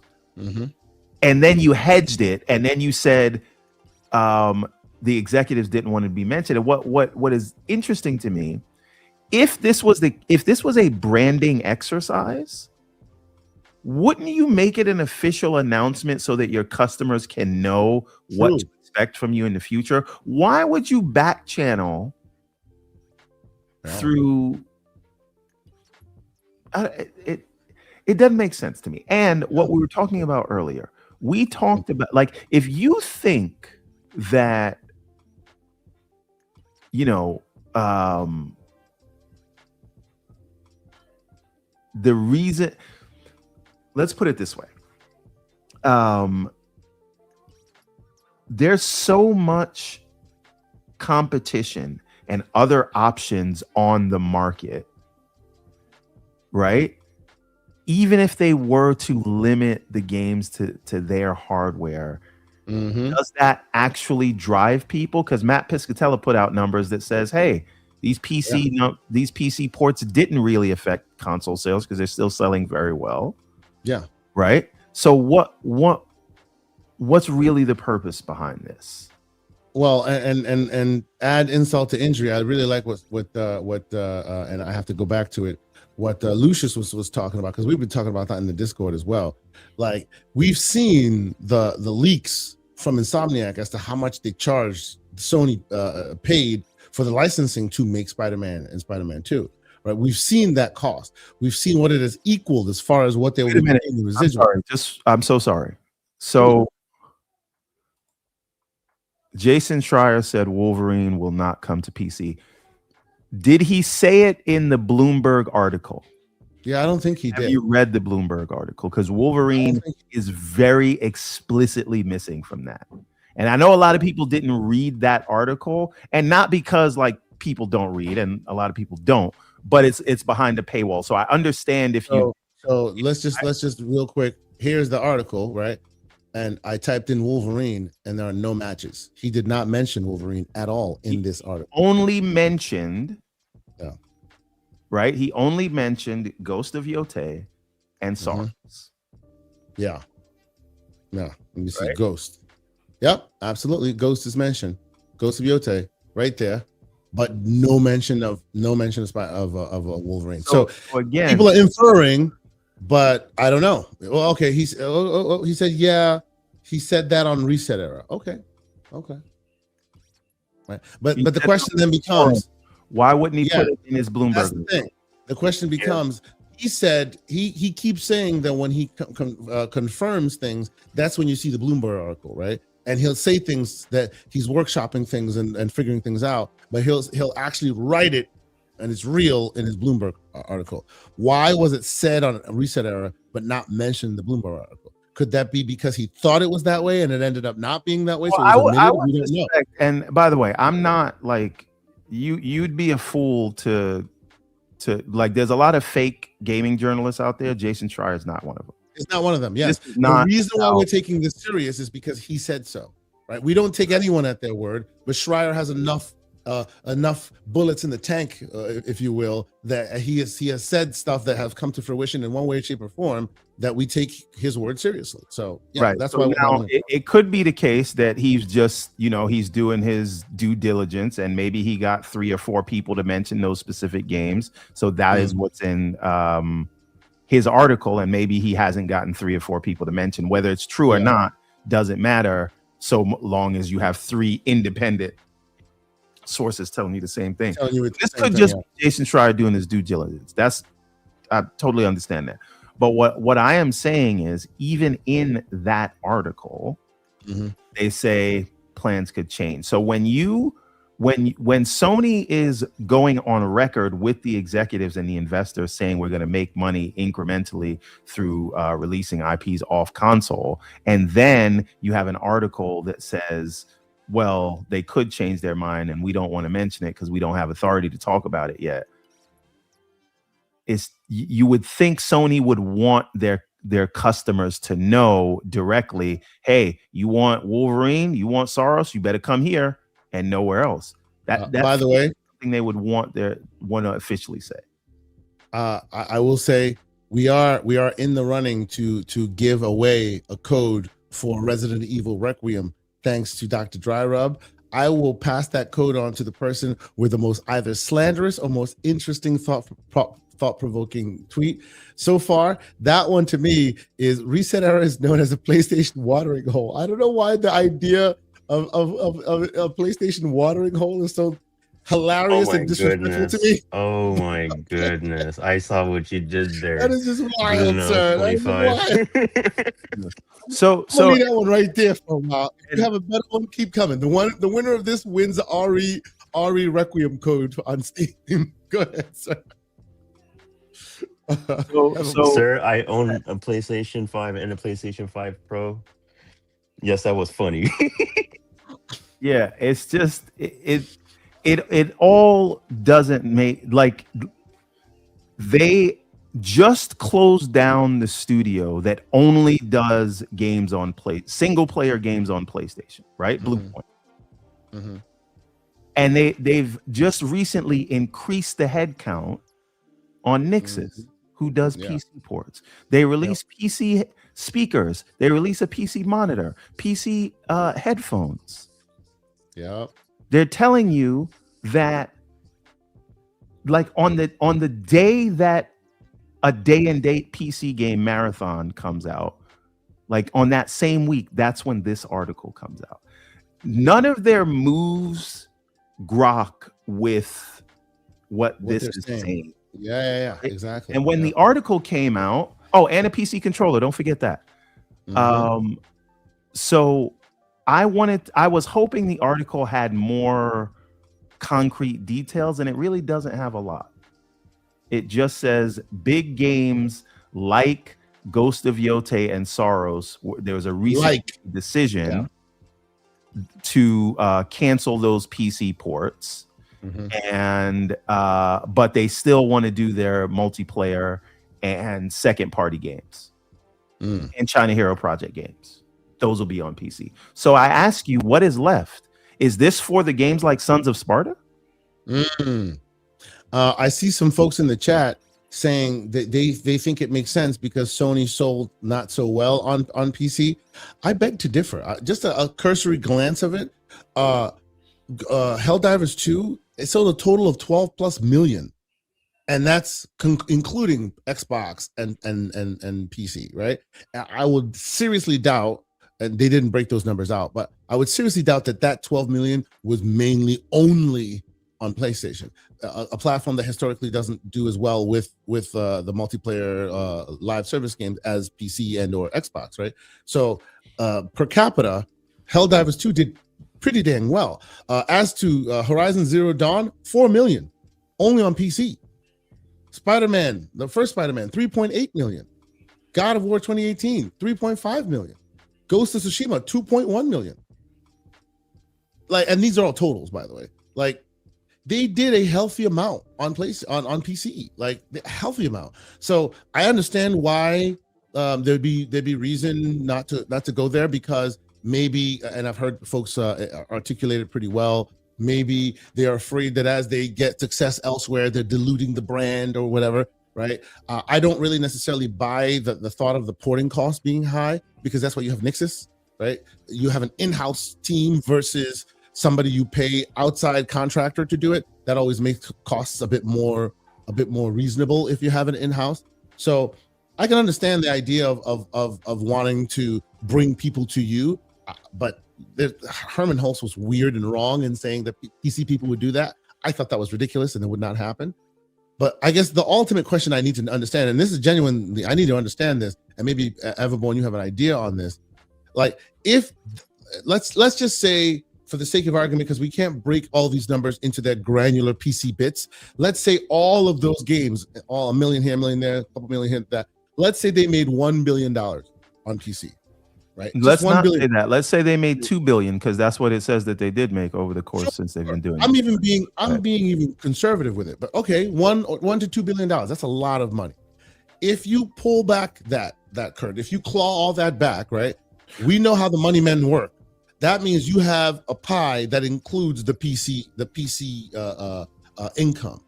If you make this decision, how do you convince folks that losing that piece of the pie is okay? Or do you have an alternative way of filling that pie? Go ahead, everyone. Well, what I'm saying is they're not pulling it back. This is my issue with how this has been reported, right? Let's take the report at face value.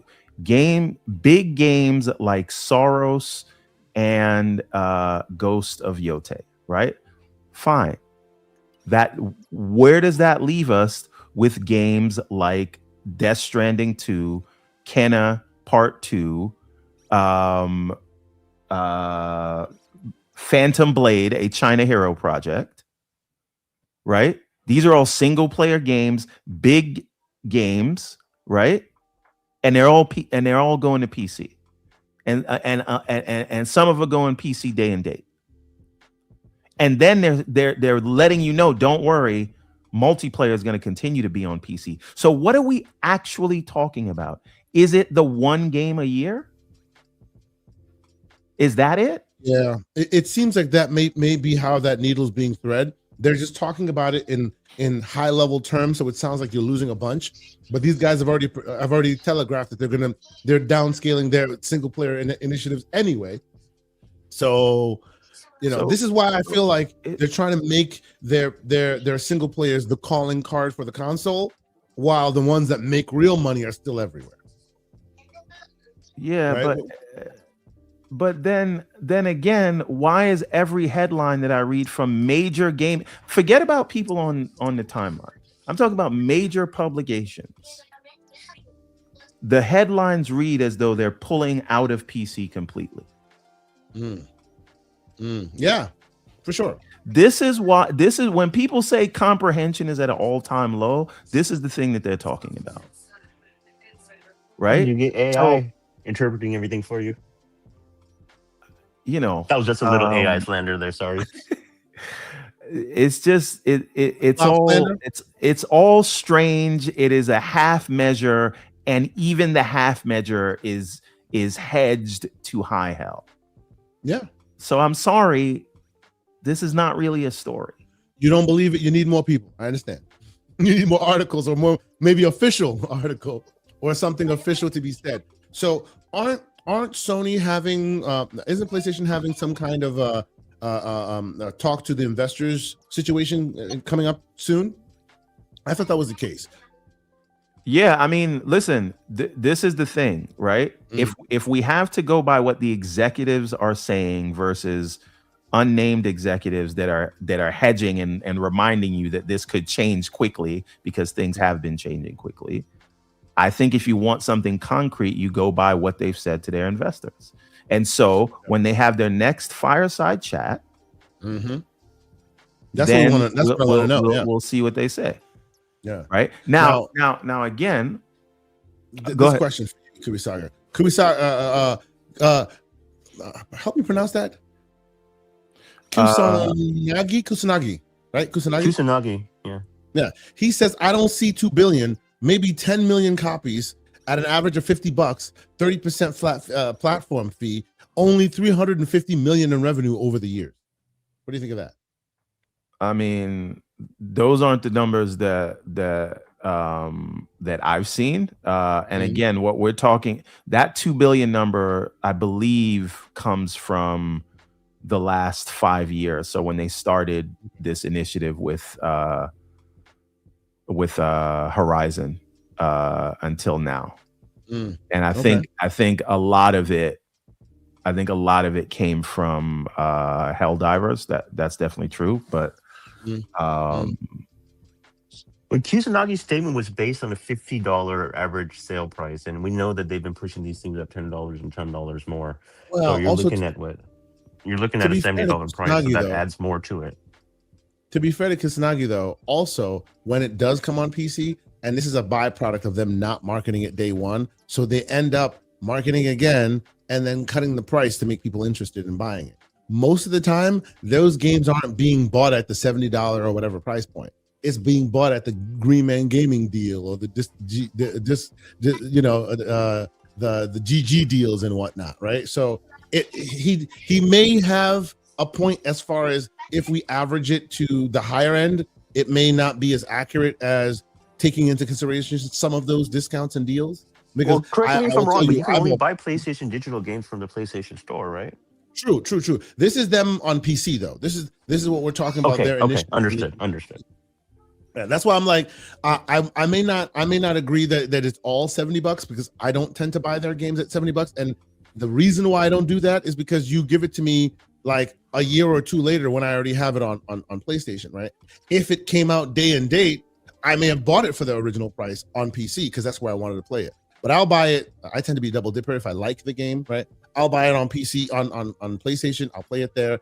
If it's something worthy that I really want to continue to play, I may buy it again when it comes to PC, but by then it's like $40 or $50, right? So he does have a point in that way, right? So in that scenario, they've gotten a double dip from you too. Yeah, exactly. Another reason why I still don't get it, because I am the consummate double dipper. That's what I do, right? I loved Ghost of Tsushima. I bought it twice. Once on PlayStation, played the revised version on PS5, right? And then bought the PC version and played that as well. I always end up doing that. Even the Spider-Man games, I did that roughly too as well. So that's what brings me to my lack of understanding here. I assume you take telemetry and all this stuff because I will sign into my account and all that. But I play here, play there, double dip in multiple places. I may not be the average audience, but I'm sure there's enough of me that that when you do what you're doing here, if they are doing what they're doing here, to Everborn's point, they lose me and a lot of my revenue. Right? A lot of revenue from me. So I wonder what the plan is if we're taking this story at face value to cover the gap that will be presented there. The great Nerds and Other Legends is here. He says, according to earnings report, it's 2.3 billion since 2022. There you go. So and how that's do closer you to Everborn's number, account for that? Absolutely. How do you, because look, corporate America going to corporate America. No, but this is what I'm saying. It's not about accounting for it. They've limited. They're not accounting for it. They don't have to. Yeah. No, right. Understand. Even if you take the report at face value, what we're actually talking about is one game a year. Yeah. And they're even non-committal on that. I agree. Right? Yeah. China Hero Project, second party deals. Still go to PC, single player or not, right? Marvel Tokon going to PC. Yeah, true. Yeah. Right? Kenna Bridge of Spirits, Phantom Blade Zero, still going to PC. Death Stranding is already pre-ordered. That's coming out this month. Yep.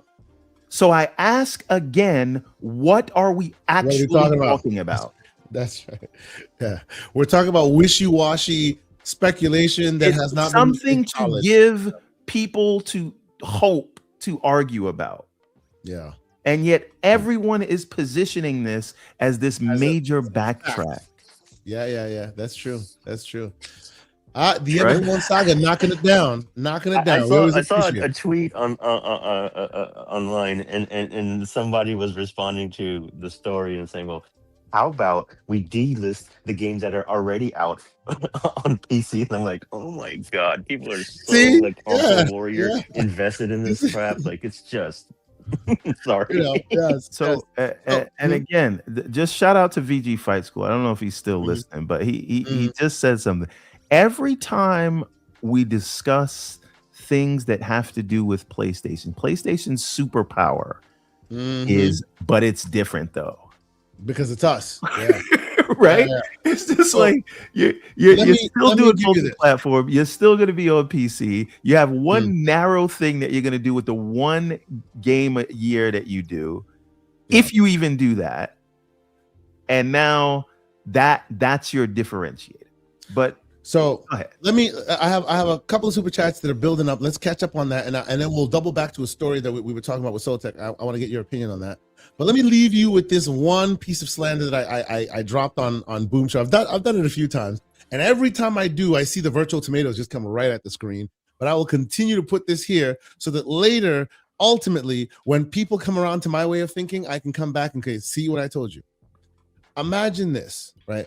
I believe that this whole PlayStation exclusives and putting their games everywhere stuff, I believe it's the whether you agree that it's a good thing or a bad thing is all based on your perception of the market. You're based on your perception of what a W is.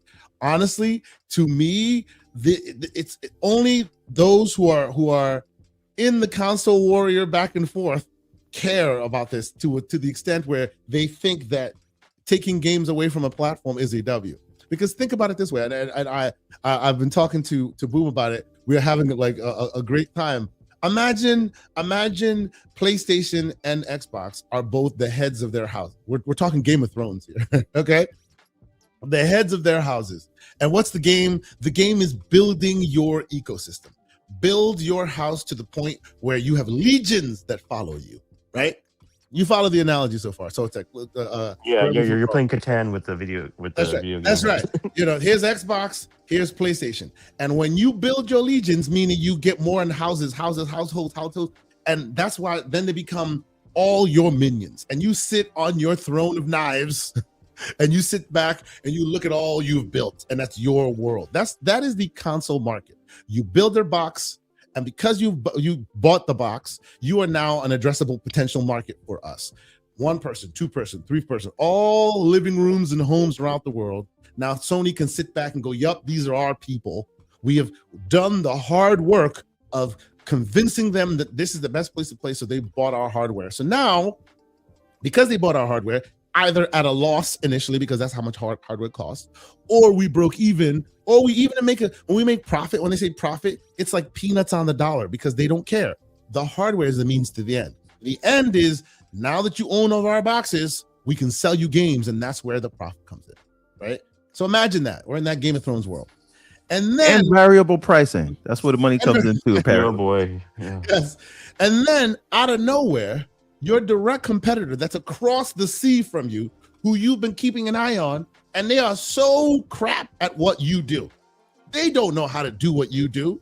They've barely cultivated a quarter of what you can cultivate, right? Their legions are far less substantial than yours. You are God tier compared to them. And they show up at your door. And you're like, what's this Yahoo doing here? He failed. He can't do anything. And he comes and says, $1 please, and all of your minions systematically feed him the $1 he asks for. Every single one. Do you think the man sitting on the throne of knives is like, oh yes, I'm the king? He's pulling his freaking hair out. We deserve that money. That is our hard work that we. That's my fealty. That is my tax. Exactly. I am the one that have cultivated you for so long, and now here I am getting to earn your money. And this Yahoo shows up out of nowhere, not doing the work I've done, and is able to take all of my money. That is unheard of. But somehow, console warriors think that is cuck energy and all this other weird ridiculousness. I'm like, you don't know how dollars are made? Like, they have broken the code and went, you do all the hard work. You keep building it, ladies and gentlemen. As soon as you get there, I will be there to take all of your dollary dues. And everybody goes, yes, great. Where's Forza 5? Like, come on. This is wild to me. I don't understand how people keep thinking it the opposite way. But again, pre-ordering it thinking they got a W. I love that part. Right? I don't understand how you don't see how brilliant and frankly ballsy this is to just show up on PlayStation Land, not earning any of those consumers and going, yeah, y'all all here now. Y'all all Legion. Okay, give me your money. And everybody goes, oh yeah, this is a great game from the other guy. Here's my money. That's ridiculous because the means to the end is the game. And they're now selling the game on your platform. How you feel about that? If I was the money man, I'd be livid. Like, get these dudes out of here. I have earned this space. But people don't see it that way, I guess. It is what it is. But all right, let's catch up on a quick super chats. And I want to double back on this question with you, Everborn Saga, about another studio and a game. I don't know if you caught this, but Six Slayer wanted us to have a chat, and I agree with him that it was a very pertinent conversation. So I want to get your opinion. But before we do, let's catch up on a couple of these super chats. £5 super chat from Parasite 82 Green 19. He says PlayStation's movements right now has the Queens of the Stone Age track in my head. First they giveth, then they taketh away. Indeed. Like, I don't know, man. To Everborn's point, I don't think this is what on the face it sounds like, because come on now, money needs to be made, and what you're doing is basically purposely leaving the money on the table. I don't see them actually doing it. Especially when you're operating at 4 or 5% margins. Like, you can't leave that money on the table. While you're at it, why don't you talk about this nice individual and what he's saying? Go ahead. Oh, so the great Soil Tech with the $2 super chat said, please like, share, and subscribe. Hey, yo, we're trying Why to did you do that? You didn't need to do that, bro. That's ridiculous. Please like, share, subscribe, everybody. That's right. Thank you. Parasite comes back with another £5, and he says, in my opinion, if they backtrack on PC ports, they better start churning out first party single players like they used to, or I don't see fans sticking around. Yeah, you'd think so, right? If they were going to do that, then they need to create something that's so amazing that it makes you want to buy that console, which if you're not already in the console ecosystem, that's difficult. That's a difficult ask. I don't know. I think that's a difficult ask. PC people aren't as susceptible to that FOMO as people would think. I would suspect. The great J Mac is here. He's been a member for 25 months, bruh. Shout out to you, sir. He says, shout out to the Gaming Circle podcast. Salute, gentlemen. Gray beards in the building. Sir, June, I will be in your neck of the woods. I hope you are in the building. It'd be great to press the flesh, pause, have a drink and have a chat. I hope I see you there. I'll be there in June. All right. Hollywood Rules, who's also been a member for 12 months. He says, good morning, great beards. Wishing you a great weekend. RE9 is amazing. Celebrating my youngest baby this weekend. Turns 20. Time is undefeated. Wow. That is amazing. Amazing. Salute to you, man. Oh, speaking of that, my little man is turning, I think he's tomorrow is his birthday. Think he's turning? These are things you should know, sir. No, I thought it was tomorrow. It is tomorrow, and he is turning 7 years old. Be careful. 7 years. Yeah, I gotta be careful. The gifts already purchased. It's gonna be on deck. It's all good. Hollywood Rules returns another 5. He says, I haven't heard Sony say a thing. Company that needs money is turning down money. I don't believe it for a minute. Let Nix's close, then we'll talk. He's starting to sound like the one John Wolf right now. No, I don't know. John Wolf was advocating for. Yeah, but I wasn't going that far. And this, you're going to come he was to the next advocating for the closure of I think mentions me, so I'll read and answer that one when you get to it. Okay. Yeah, I will. Yeah. So, oh my God, Texas with a $5 super chat. He says, throwing $1 away to spite your enemy. Exactly. So the shareholders and board members are all. Yeah, exactly. Makes no sense. It doesn't make sense. Absolutely not. This is why I can't believe it. This is exactly why I can't believe it, Texas. I don't get it. So you tell me another way they're filling in that $1 to $2 billion, even if it's $500 million, even if it's $300 million. I bet it costs less than $300 million to feed Nixus to keep them alive, and they are the ones churning out your ports. So why would you do this? Look, unless, of course, we hear somewhere that somebody is really scared that they're losing the brand identity or whatever. Even that, I don't buy, because, bro, you're holding your PlayStation. You're holding an Xbox controller. Your grandma will walk by and say, "Turn off that PlayStation." PlayStation is the name of console gaming. They have earned that. So there's just no way you're losing your brand identity. It makes no sense. Everborn Saga. Stanley Buffington here for you. $10 super chat. All right. So Stanley Buffington, 8096. Everborn can't believe why fans are happy PC gamer aren't getting games, but at the same time, he was mad about Xbox putting games on PlayStation. Make it make sense. This is very easy to make sense of. Let me also be clear. I still don't think Halo should go to PlayStation. Not because it doesn't make business sense. It does. I just am nostalgic about it. And that's just me. That is the inner child warrior exhibiting his absolutely. I don't deny it. Yes. So you used to use a lot of flowery language around it, but now you deny. I was always very clear that I didn't like it. So that is what Stanley Buffing's referring to. Right? Of course. Now, yes. what I'm not questioning is why people are emotional about it. What I'm questioning is, with the actual information that we have that is stemming from this report, I am asking why this is a thing. Yeah. So let me read the first 3 paragraphs. It's very quick because it's a very short story from the Jason Schreier article. So Sony Group Corp no longer plans to release its big PlayStation 5 games on PC. A major shift in strategy that is Marathon not a big game? Anyway, let me continue. I apologize. By the numbers. I see what you did there. Plans to release its big PS5 games on PC. A major shift in strategy that sees the video game maker returning to console exclusivity after 6 years of flirting with multi-platform releases, according to people familiar with the company's plans. This is the thing. We're saying they're going back to console exclusivity. What does that mean? Because listen to the second paragraph. Online games such as Marathon and Marvel Tokon will still be released across multiple platforms. Wait a minute, you just said they were moving away from multi-platform and going to exclusives, but now we're hedging to multiplayer games, right? But single-player titles such as last year's samurai hit Ghost of Yote and upcoming action game Soros will remain exclusive to the PS5, said people who asked not to be identified because they weren't authorized to talk publicly about the company's strategy. Okay.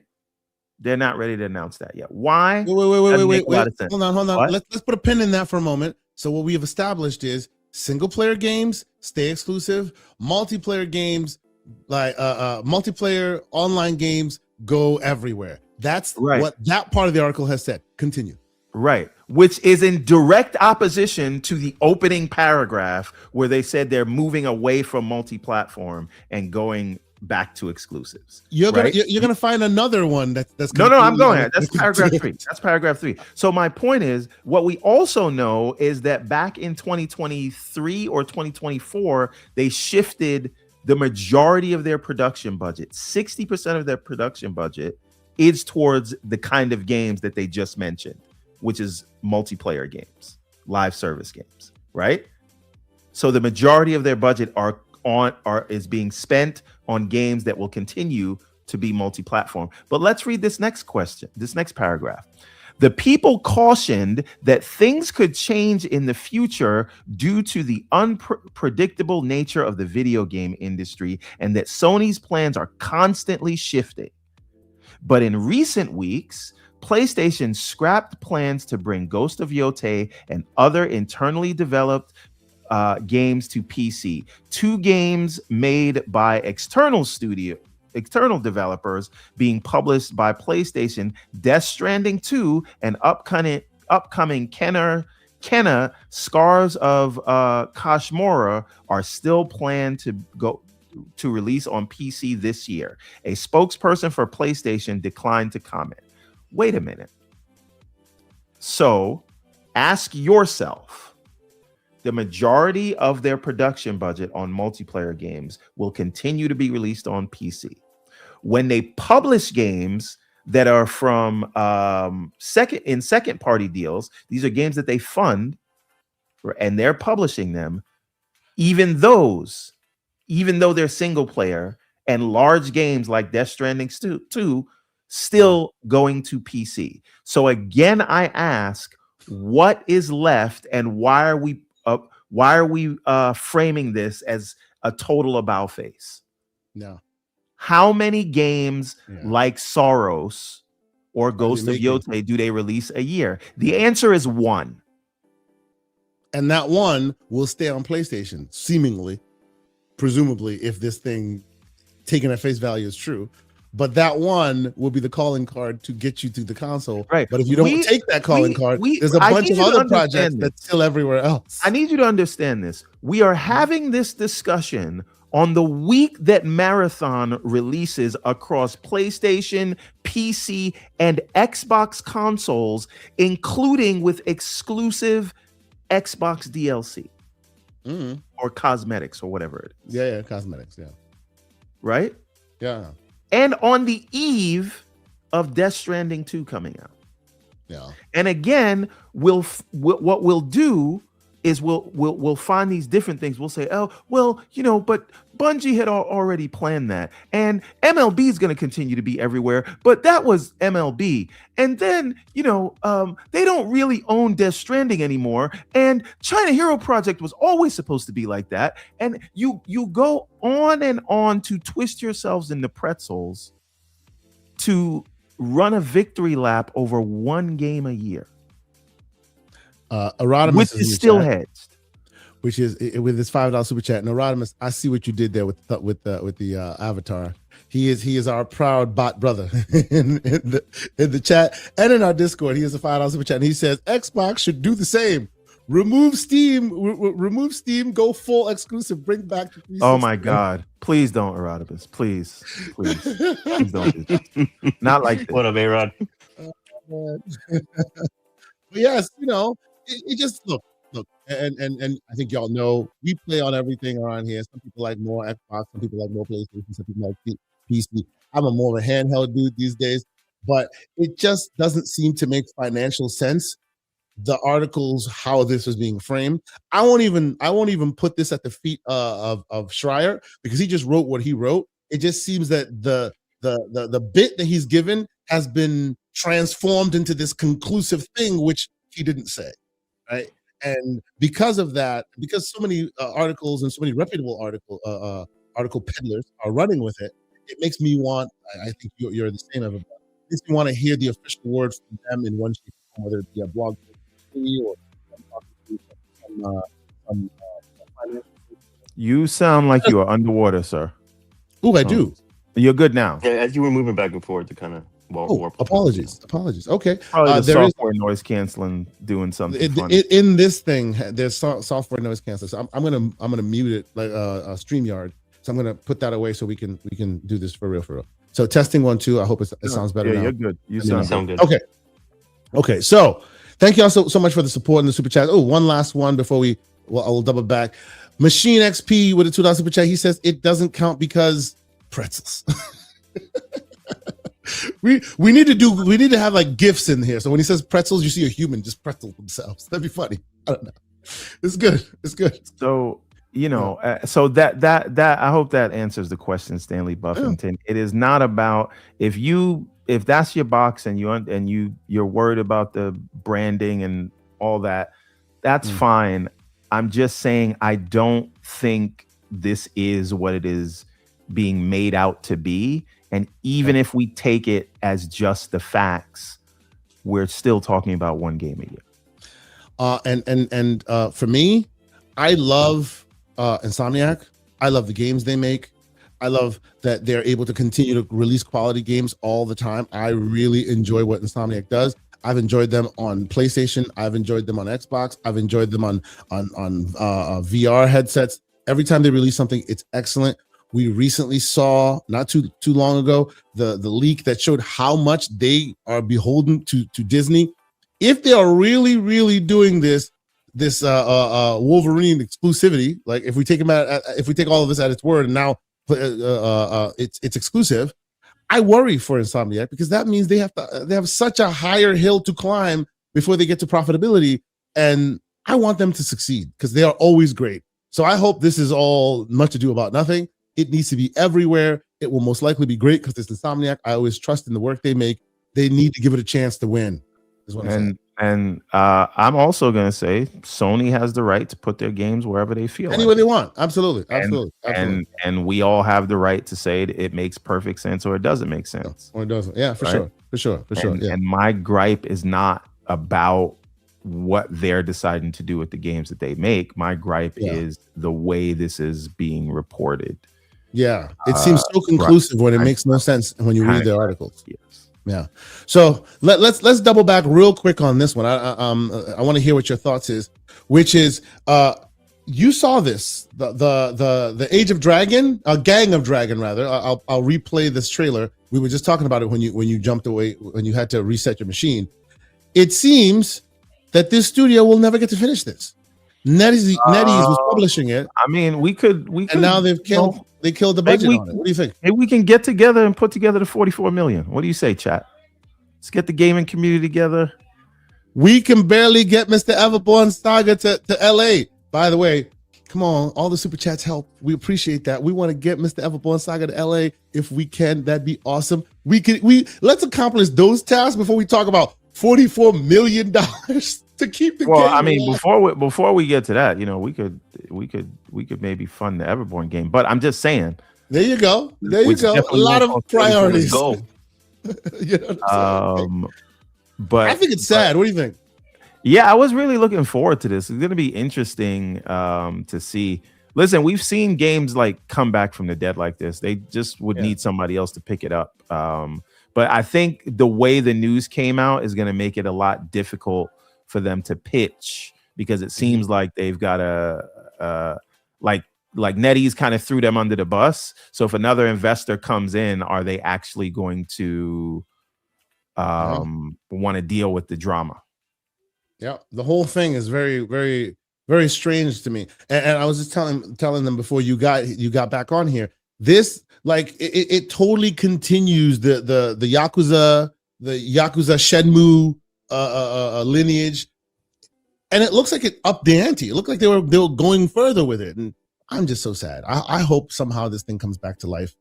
This cannot be PlayStation. Well, this wouldn't be PlayStation's. This was going to be multiplat. So I really do hope that heck, even if PlayStation were to grab them and go, look, we'll help you fund this thing, bring it to us. Do that. I need this thing to exist. It looked really cool. It looked like it had interesting ideas. I hope somehow they find funding. Do you disagree, Evermore? Let me ask you a question. Is a way they could make it up? I don't know what kind of game it is, but could they offer early access to kind of get funds coming in for people to buy it and use that to finish the game? So most of these devs, and I'm being very, very general and forgive my ignorance on it. I'm only speaking to my assumptions on what I've seen historically. The build it while it goes situation tends to be in the realm of indies and Steam and the way they build the game. So you're growing with it and you're getting funds to help it. It seems to me that when you start your project with that in mind, there's a specific way you prioritize the content in order to keep your gamers and your your money, frankly, coming in so you can continue the project. I'm not sure that these folks who tend to develop for console first and then port to PC later, or they focus on console and have it ported by a porting house, I don't think they develop in that way. So it may be a little difficult for them to transition seamlessly. Here's one. Shout out to King Web. Take the Game Pass deal. Now, if this is worth, are they giving a $4 million Game Pass deal? I don't know. It depends on how long they're going to keep it in the service. I know some people get tens of millions of dollars to do this. You know, but I think the problem is NetEase is not saying like, hey, take everything. They're just saying we're not giving you any more money, but I'm sure they want their money back. So anybody investing that money is still going to have to split the earnings with NetEase. Yeah. And I would assume NetEase is going to want to get paid first. So you're kind of risking a lot by His house is on fire. They're cooking in the kitchen, but I should go check on it. I know how y'all. I know how we do. Don't worry. No worries. Yes. But yes, I'm just sad about the whole thing. I hope there are options out there to Everborn Saga's point about, you know, potential other funding sources and King Web with take the Game Pass deal. I wonder how much of the deal they need to take for them to be whole. And $44 million, right? Like, I know, is there right? a Game like, Pass is bag that worth $44 million? See, that I would doubt. But maybe you get a deal from PlayStation, make it exclusive. I don't care as long as it comes out. It looks like they put so much in it already that it's just so sad that this would basically, you know, not come out. You know, it's kind of sad. But all right, let's catch up on a few more super chats and then we'll get to the big story. The great Big Mad Mo in the house. He's also been a member for 25 months. Shout out to you, good sir. He says, salute, fellas. I don't understand how this is a win. But like I always say, if it ain't on Xbox, it doesn't exist. Chief needs to retire. Come on, man. And then hashtag in Asha I trust. So Big Mad Mo, I will ask again, sir. You need to join our Discord because some of your takes require some in-person like debate. Because Chief needs to retire, sir. I don't know about that. I don't know about that. You know, Big Man Mo is in the Discord. He does post a lot of. He doesn't do voice. He doesn't do. I need you to be on voice chat. I just want to hear him in his all caps when he's talking to us because there's a huge difference, right? You know how he's feeling whenever you read what it's saying, right? People need to understand when we say join our Discord. That's one thing that most folks don't understand. We have a written Discord, which is the standard Discord that everybody knows, but we have a very healthy. And actually 300 people strong, the Discord whole community. So shout out to all of us. There's 300 plus as of a couple of days ago. We also have a very healthy phone, like video component, audio rather component.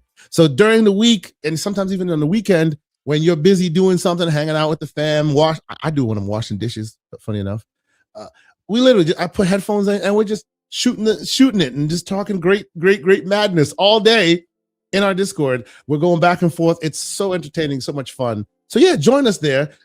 Written is great, but audio is also even better, in my humble opinion. The way I would describe it, this would be GCP after dark.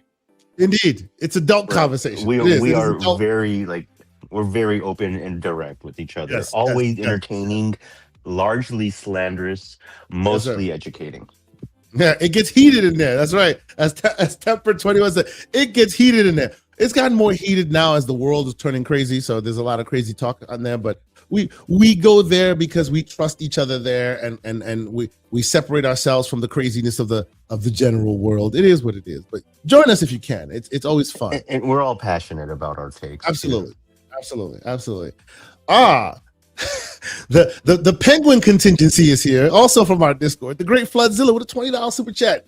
He said Sony delisted games from Steam where PSN was not available, thereby leaving players in those regions that already had purchased their holdings, holding the proverbial bag. Sony's foray into PC has always been half-cheeked attempt. I appreciate the I can talk, hear man. Him saying that. I hear it coming out of his mouth. I hear it coming out of his mouth. Shout out to the Great Floodzilla. But yeah, he ain't wrong. I mean, you know. So I just had to manually turn off like 5 smoke alarms But no, they put something in the oven, and then the oven had like grease in it, so it was a whole thing. Oh man! So Like did you hear? Did you hear Flood's last super chat? I did, of course. Flood is being slanderous as he does. It's a beautiful thing. Oh, and of course, continuing the slander, the great Slow-Mo Backslap, who's been a member for 24 months. Shout out to you, good sir. He says, "That's my lawyer." In Terrell Owens' voice. Yes, sir. Slow-Mo Cool. is a client of mine in our entertainment community, where we have our often slanderous and very nuanced. And I won't say what the allegation was this time, but I'll let it go because an offer was made and we were good on it. Yeah, they serviced it out of court. How what do you call that? They took a plea deal or whatever. What happened? The dismissal with prejudice, sir. Dismissal, yes, the dismissal. Yes. Go ahead, everyone.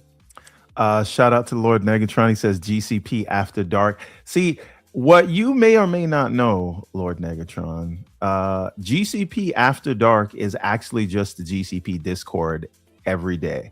You should come and check it out sometimes. It gets wild. We work very hard to stay PG-13. Very hard on this here show. If you come to this show every week because you think this is a grown man podcast and we try to be level-headed and even-keeled, none of that exists in the Discord. It is all rowdy messiness. Yes, sir. But we also have amazing conversations in there as well. We go all the way into GCP adult Fight talk. Club. Yes. That is basically what the Discord is. But here we try to keep that out of the we keep it even keeled. Yes, indeed. All right, so let's get to the talk. Let's get to Project Helix and what we potentially could get into at GDC. Before we do that, should we? Because that's going to be a interesting discussion. Do we? I think we need to mention Marathon. Okay, let's mention Marathon. And it is probably apropos because it almost feels like it was an afterthought. It's kind of unfortunate, man. It's kind of weird that and let's be honest, I have been kind of excited for Marathon. What ruined it? That's right. Everborn Saga crashing. Now I heard he crashed out and I wasn't even there. Like, damn. What happened? Oh, it was anyway. A thing of beauty, sir. Oh man, I won't go that far. It's not recorded. These are only things you can find out in the Discord. Everborn had to curse somebody out. Everborn turned like Wayne Brady in that Dave Chappelle skit. That was is Wayne Brady gonna have to smack him?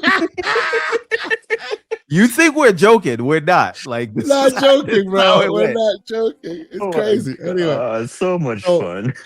Really quickly about Marathon, and while we talk, I think I'll put up the YouTube screen. Oh, it's like string a bell. Oh no. I'll put up the YouTube, and we'll see some of these reviewers.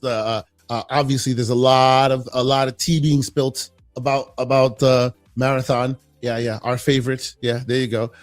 So I'll leave you to go watch and make up your own mind. But I have not played it. I will tell you that initially I was gonna play it because I remember the original Marathon. Yes, I'm not old. This gray beard is not really there for show. I'll tell you, if they had given this game a Destiny 2 style campaign, I would have bought it and played that at the very least. Absolutely. That would have been me as well. I would have been down had they given us a campaign of some kind. They didn't. And then what kind of ruined it for me, honestly, is when the whole plagiarism, when stealing people's art style thing came about, and it took them a while to make it right. And it just kind of soured me on the whole project. They did make it right, and I hope Anti-Real got all the money in the world. They did make it right, but the whole idea of leaving it out there to fester for as long as they did just kind of soured me on the whole thing. And and then of course they said it was an extraction shooter. I'm not an extraction shooter kind of guy. It just never been me. So I didn't. It dropped down my list. Eventually, I most likely will play it at some point. but because of all those things, it kind of dropped down my list, right? But some people have been playing it. Shout out to the great Stilo Fax in our Discord. He played it and really enjoyed it. He says he loves the art style, and he said he found the combat very interesting. Which, I mean, I wouldn't be surprised. This is Bungie after all. Their moment to moment, their gunplay, it's usually beyond reproach. They're really great, but it sounds like it didn't hit the heights that people are thinking about. Everborn Saga, sir, what do you think? Is this something you predicted? Is this something you're surprised about? What do you think? I would say I didn't know how it was gonna go, because a lot of people write Bungie out and then write Bungie off, and then they surprise people, right? People thought that like Destiny wouldn't last as long as it did, and it did. Destiny had an insanely long run. I know people say it's winding down now, and they wanted to transition to Marathon, but I think the issue with Marathon is that it got caught in this negative sort of news spiral where it just became, and I'm not saying it's not through their own fault and their own actions or inactions, but the fact is the game had an uphill battle at launch because it got into this place where like you mention it and you say something bad about it, and that's going to kind of drive traffic, right? And you never want to be in that place where it becomes popular to be upset with you, right? And again, I am not saying this wasn't earned or warranted, right? In many ways, we've seen Xbox get there, and that's because they've earned that sort of reputation of doubt, right? Yep. But that's where Marathon had ended up. So, and again, the name of the game is Marathon, so hopefully they're in it for the long haul, and they can take whatever feedback. It's not called Sprint. Yeah, right, exactly. It's not called Sprint. It's called Marathon. So hopefully that is indicative of them sticking with this and building it out to what we all hope that it could be, right? Maybe you get the campaign later, and then that's true. You got Arc Raiders out there. You know what I mean? And that's just like gangbusters. So, and an extraction shooter is a very specific thing for a specific type of player. And with Arc Raiders being out there, is there room for another one? Yeah, and let's for a moment, as you see, I have the Open Critic and the Metacritic up on display here. Tech, I'll let you take this one first. It looks like. And maybe this is rumor and speculation on my part. I heard this, but I haven't gotten it confirmed by official sources. So if y'all know better in the Discord and in the chat, please let me know. Like speak to me on it. I heard speculation that they had spoken to reviewers and asked them not to give a final review because they needed more content to come out first before it. That's the rumor I heard. I didn't take that too seriously. But this big game, let's be clear, this is a big game, doesn't have an actual score. Metacritic score associated to it. It doesn't have a Metacritic. It does have a user score, and the user score is unusually bad. Generally unfavorable. It's kind of unusual. Like a Sparta level user score. Yeah, by now there'd be a lot more. But this is even worse. Yeah, this is very unusual to me. Like very unusual. Like supposedly they're gonna wait a whole month, seemingly, to get more content out before they review it. Let me ask this is the problem. Would that fly with anybody else? This is what I was about to say. Who gets that? This is not early access. This is not half the product. They have released the full product, made people pay for it, and all these reviewers are okay with waiting a month to drop their final score. That seems. I just want to ask you a question. Has that ever happened with an Xbox game? It has never happened with any game, bro. So it has never happened with any game. That's why I'm like, huh? Right? Even games. Is this early access? Games? Is that what this is? Or is what I was about to say? Even those early access and game preview games get provisional reviews that get revised after it's done. So why is there no review here? This is very unusual to me, and I think it's kind of unfair. It sets a bad precedent. Right now, I don't know who. Obviously, the developer can say whatever the heck they want, and they have every right to do so. right? But I would think it would be incumbent on Metacritic and the like to go, no, fam, the rules are even for everyone. You can't just have this be your special thing when everybody else gets judged at the same time like it should. So it's like, what are your thoughts, sir? This is like playing with a really high handicap, right? Like if you're playing golf, like you get a lot of grace. It's like you're just up there and you're tapping the ball in. And I don't think I've ever seen this. As a game dev, if I was on the side of the devs here, I'd be like, yeah, that's great, thank you, we love it, it's awesome. Yeah. But everybody else is like, wait, what? We had to release a broken game, and we took the hit really hard at the time in which the zeitgeist was going to give us the most return on this. And here you are just holding it. Like, this is sandbagging in the most classic sense. And who can wield that kind of power over reviewers? That's really interesting to me. We all know. Honestly, I think this should be we as a community as a whole, like holding Meta and OpenCritic. Well, OpenCritic is just letting the reviews live, but it's holding Metacritic's feet to the fire on this one, because they'll do whatever they want. You, as the adjudicator, as the aggregator, as the source of truth, should insist on fair play. This is not fair play, right? Like, they'll do whatever they can to get one over because that's just the business. You, Metacritic, need to be the cop. What's up? High Guard. Yeah. They're shutting it down. Yeah. Did we get a review for that or no? I will check High Guard. Meta. Let's check High Guard. High Guard 63. So High Guard comes out. Oh, with the even lower user score. Oh my God. But you have reviews. Yeah. They didn't wait a month for it. No, they just gave you the review. Yeah. And let it literally die. Right? Bleed to death. In a month, they may have had better content that would have saved it. Why didn't we let them live for a little while? That makes no sense. Someone tell me something's like, I don't know. I just think it seems a little weird. Sorry. A maximum 29 reviews in 6 weeks. What does that mean? Yeah, please elaborate a little bit. Oh, that user score is wild. Oh my God. Yeah. The user score, for everybody who's not seeing it, this is a 2.6. Yeah, for High Guard. With 293 people reviewing. So yeah, they really put their foot down on this one. It wasn't great, and that's fine. We're not saying that it was or wasn't great. We're saying that at the time it came out, it was adjudicated as it should, for better or worse, and this is where it fell. Right? My question is, why is it that fell that way? And these guys, we're roughly the same amount of user score, 248 users reviewing. It's at 4.6, better than High Guard, true, but no actual Metascore. That's just, I don't know.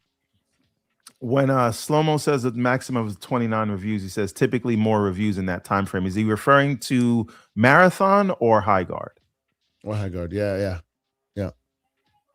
Oh, but then he continues on to say that that's typical for multiplayer games that require reviewers to play the game after launch when it has players with it. So he's saying that this can be excused because they need time in the. I mean, High Guard. Was it a maximum or is it a minimum threshold for actually getting a review score? Is that what he's saying?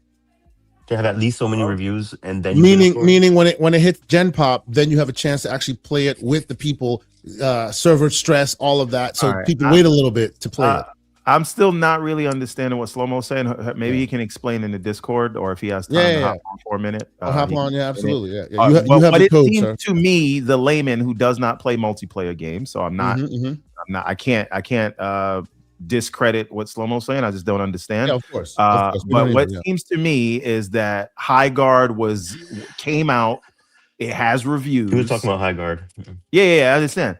But Destiny, they're saying hold off on the reviews, and to me, that seems like special treatment. If it is not, I'd like somebody to explain why that is, and that's a genuine question because I don't usually follow these things on the multiplayer side. And by the way, Relis5723, Yeah, you might be in the running to getting an RE Requiem code, because this was slanderous as well with a $2 super chat. He said marathon is becoming a sprint and $40 for mid. Now, okay. Now, there's one thing I want to talk about, and this is how we'll transition into the next topic. Now we got an announcement this week, and one thing that real quick, because he needed to speak on it.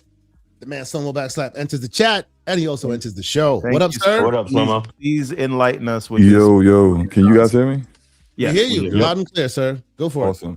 So what I meant by that is that when and I play a lot of multiplayer games, so I'm not saying I'm an expert, but I don't care about reviews. You're more expertise on this stage than us. This is your kind of game. So go for it. Yeah. So typically what you see with single player games is, especially I'll use the example Crimson Desert, because we've already heard that Pearl Abyss has already put out review codes 2 weeks in advance. And that's typically like, oh, you're pretty confident in the game. So, but it's a single player game. So you can do that and you can let people play it, and it's not really affecting the experience. When you have multiplayer games where, depending on how many reviews you put out, the amount of people you're playing with is fairly limited. And so when you have a limited pool of players, if it's just reviewers playing it and other developers, you're not getting the full experience that someone like one of us, when the game comes out, are going to play. So a lot of times what you'll see is that the reviews start to roll in after launch, after it's already come out. And so that's why you'll see, for example, what I brought up with Haggard, 29 reviews on PC. It's not a good game, right? So clearly that's why they've got the score it's got, but only 29 reviews after 6 weeks for a game that was at the Keyless, had all this big hype about it, all these people talking about it. More people would have been interested in seeing it. Definitely reviewers would have got clicks for doing the review. Not that many people have done a review yet. So I'm not surprised, and I'm not actually also not negating that maybe Bungie did go to people and say, hey, we got this raid coming in 2 or 3 weeks. Could you just hold off on that? That's speculation I've heard. Yeah, I think that's nonsense, because I remember last year when they had the original release date, they were going around telling people, oh man, 2 or 3 weeks after the launch, we got this raid coming out. So all right, so you delayed the game and you still ain't got the raid ready. That's still on you. Right. So regardless of that, the fact that I saw when I looked at Marathon, it had like 3 reviews, 1 review, 2 reviews. That's Sycamore don't even know what capper is. He is the capper. Okay. Sycamore and let the record show I'm not the one that put that on Front Street. That was Everboy Saga. He just did that. That's fine. I don't get I'm speaking straight facts, and the guy that's calling me a capper don't play multiplayer games. So how about that? Well, but here's the question. Here's the question. We understand that usually, because of the logistics of how those games run, you do ideally want to have some time in the game when normal gamers get to join and all that to get your real crime lit review out the door. I get that, right? But is it like a protocol that a policy that is followed by and large, an unwritten rule by the game reviewers that they give it some time before the review? Or is this unusual in that the review hasn't come out at all like this? Is this special on average? What are we missing about the process? On average, do we wait weeks to get reviews for this? Have we heard from reviewers that they're holding off on it until a specific time?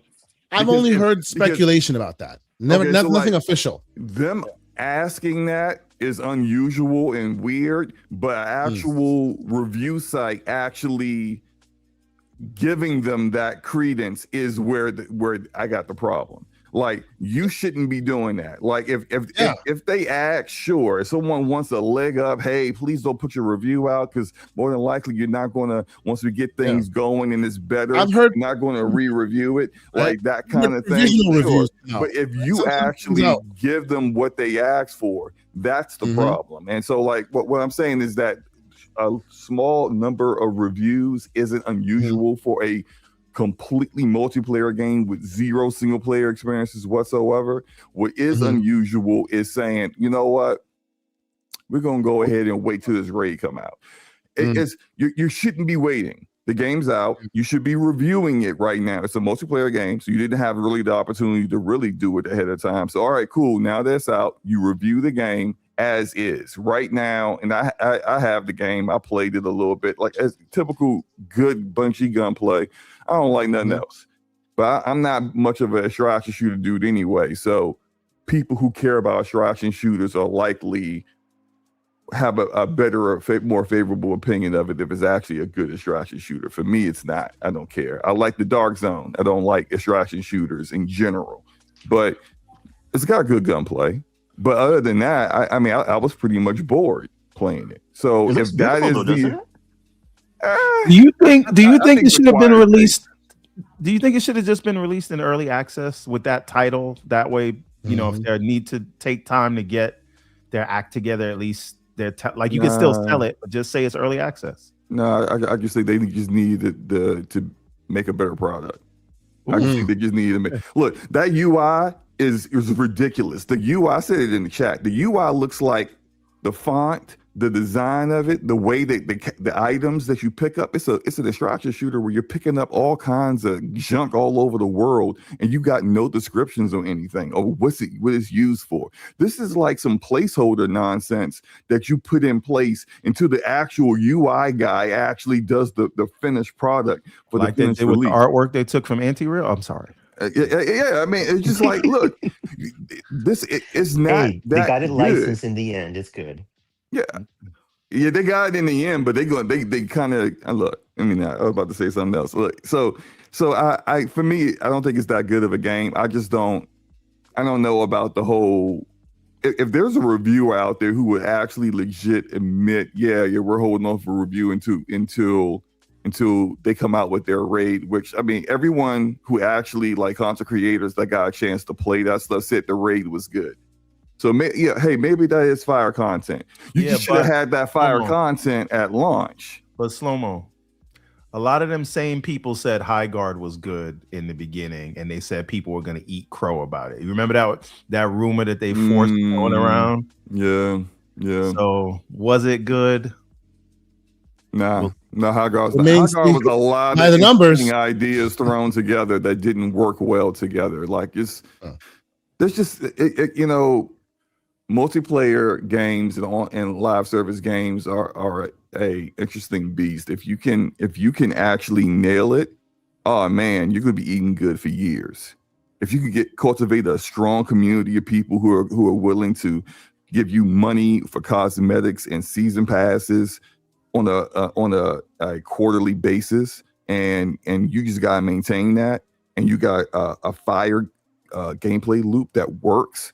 Yeah, you're in there on all platforms. Amazing. So one many thing people fail, and it's because one thing. Go ahead. This might be indicative of why, let's say, for example, IGN hasn't done it.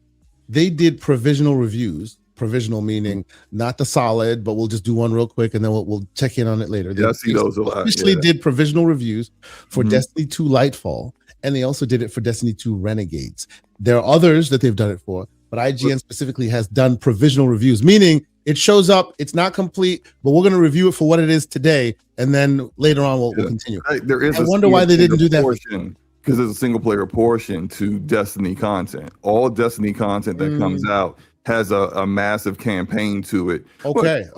And then it has a multiplayer side to it. Because you can play it by yourself, and I get that. Yeah. Like you could do like Lightfall, the whole campaign for Lightfall on your own, or you could play it with other people, as people tend to do. But you could do it solo if you want. So that part can be reviewed prior to it coming out, and of course, you know, bugs and whatnot. But the multiplayer side of things, how all that stuff plays a part into how the Crucible is maintained, and the changes and balances that new abilities and stuff like that in Destiny would cause those things to change. That's something you can't really kind of take into account until after launch. So it makes sense that they would do a provisional there, but they don't have a provisional here because there's just nothing single player for you to get into, which maybe Bungie should have considered that. I mean, you got all these weirdo like trailers and this weird universe thing going on. Maybe you should have did something single player related to get people invested in your characters. Oh, it got me playing. Have it right, and then still have it mainly be an extraction shooter. That would definitely make it different from ARC Raiders. Yeah. Absolutely. All right. So just to transition us a little bit. Let's go. Yes. We talked a long time about, there's a new CEO at Microsoft Gaming, and what could they do to show us show us change and things like that, and how could they make their mark. And what we said was, well, they already have some plans in place, so anything that we see there was probably already in place. But what she can do in the short term to make her mark is messaging. Now, Project Helix has got everybody talking, and what I want to ask, since we were talking about Marathon, what do we think that it is only a coincidence that the code name has been announced and we got the confirmation of the next gen Xbox hardware on the day Marathon comes out? Is that just a coincidence, or it is the new face of petty competition? What do we think? I'm not sure, man. I'm not sure. So far, I think it's too early days to make that determination. Yeah, I think it's too early days to make that determination. As we said, once is a coincidence, but if this happens again, we've got a pattern.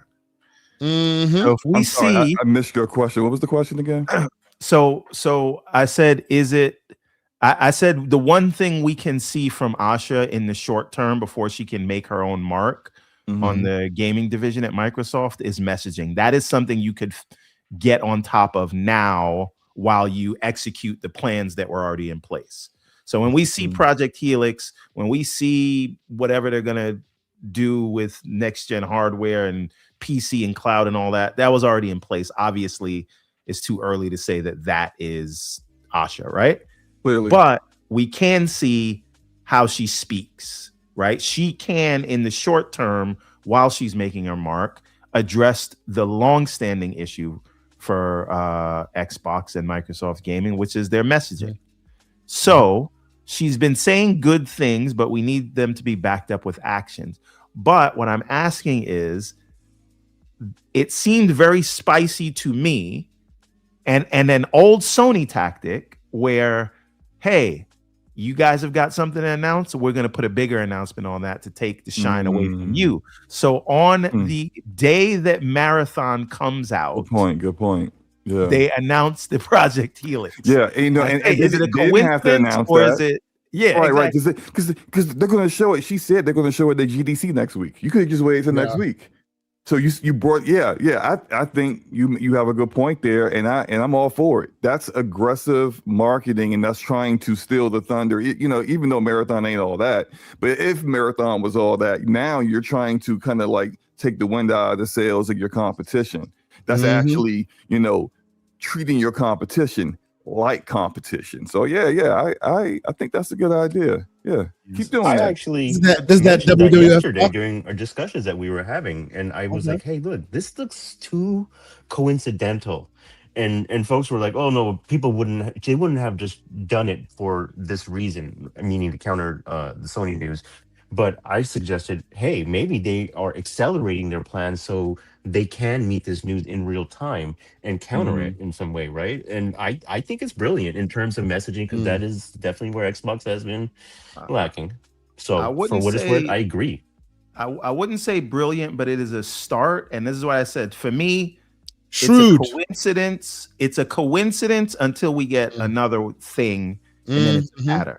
So and then it becomes a pattern. Yeah. Can I say this about her regime? Yeah. What I hope she does, I hope that someone puts a bug in her ear about what Reggie Fils-Aimé's thought process was when it came to transition change and being one message. Whereas, like, when he took over, he said that he made sure everything that went to the public came from him.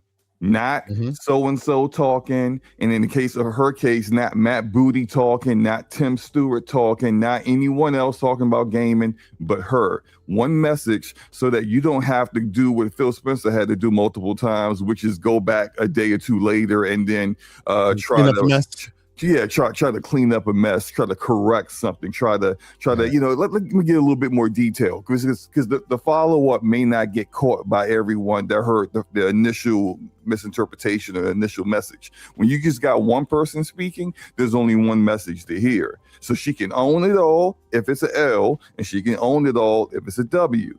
But at least the people who are receiving the message, the gaming community, is getting one message, is not getting confused by things. And I think that's something that I would love to see change with that platform.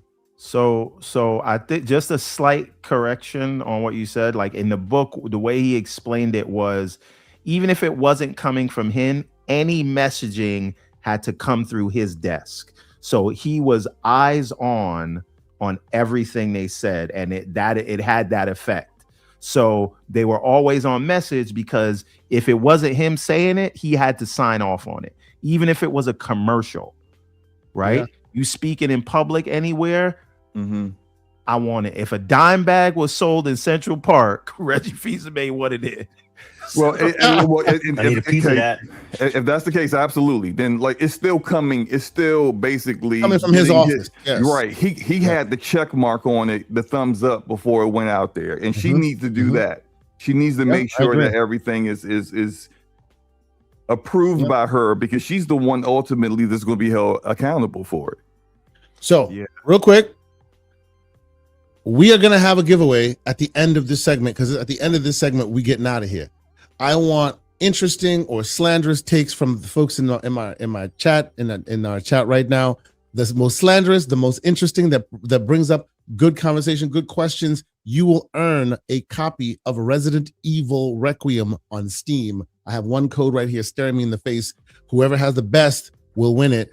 So let's move on. Yeah. So I want to ask the panel a question, right? Yep. This is Project Helix, and in typical Xbox fashion, panel members are not eligible, although I'll allow that one. Man. So in typical Xbox fashion, the code name is always better than the final name. So you cannot choose Xbox Helix. What do we think? These are just guesses, right?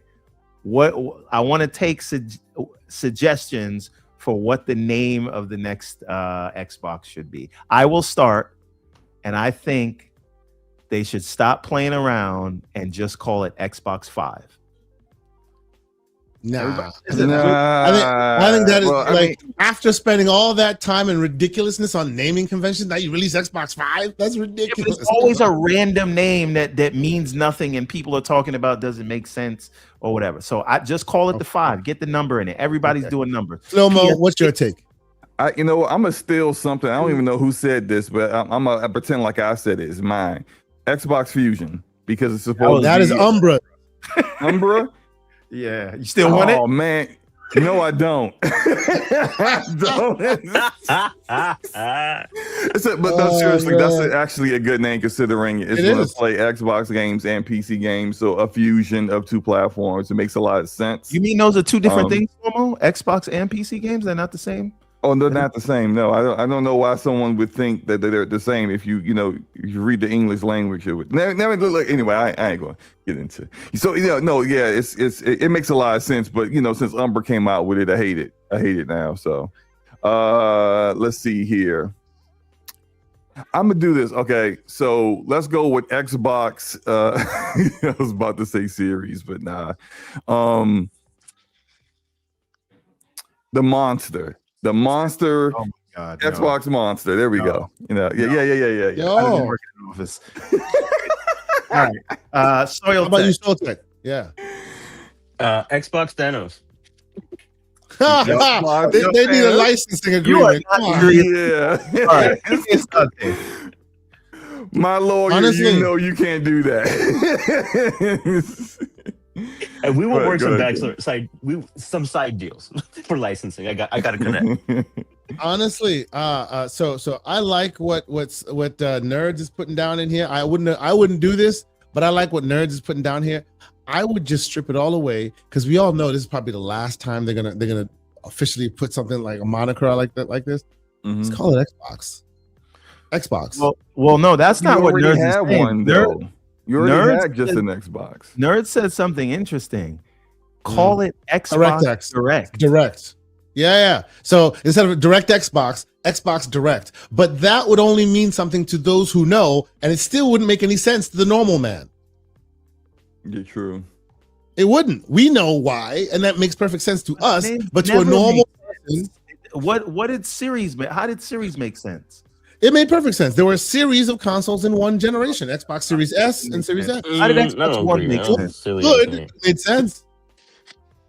Huh? Let me tell you why. Let me tell you what Xbox One meant, and it also ridiculous, but it made sense. They call it Xbox One because they always wanted to be on HDMI 1.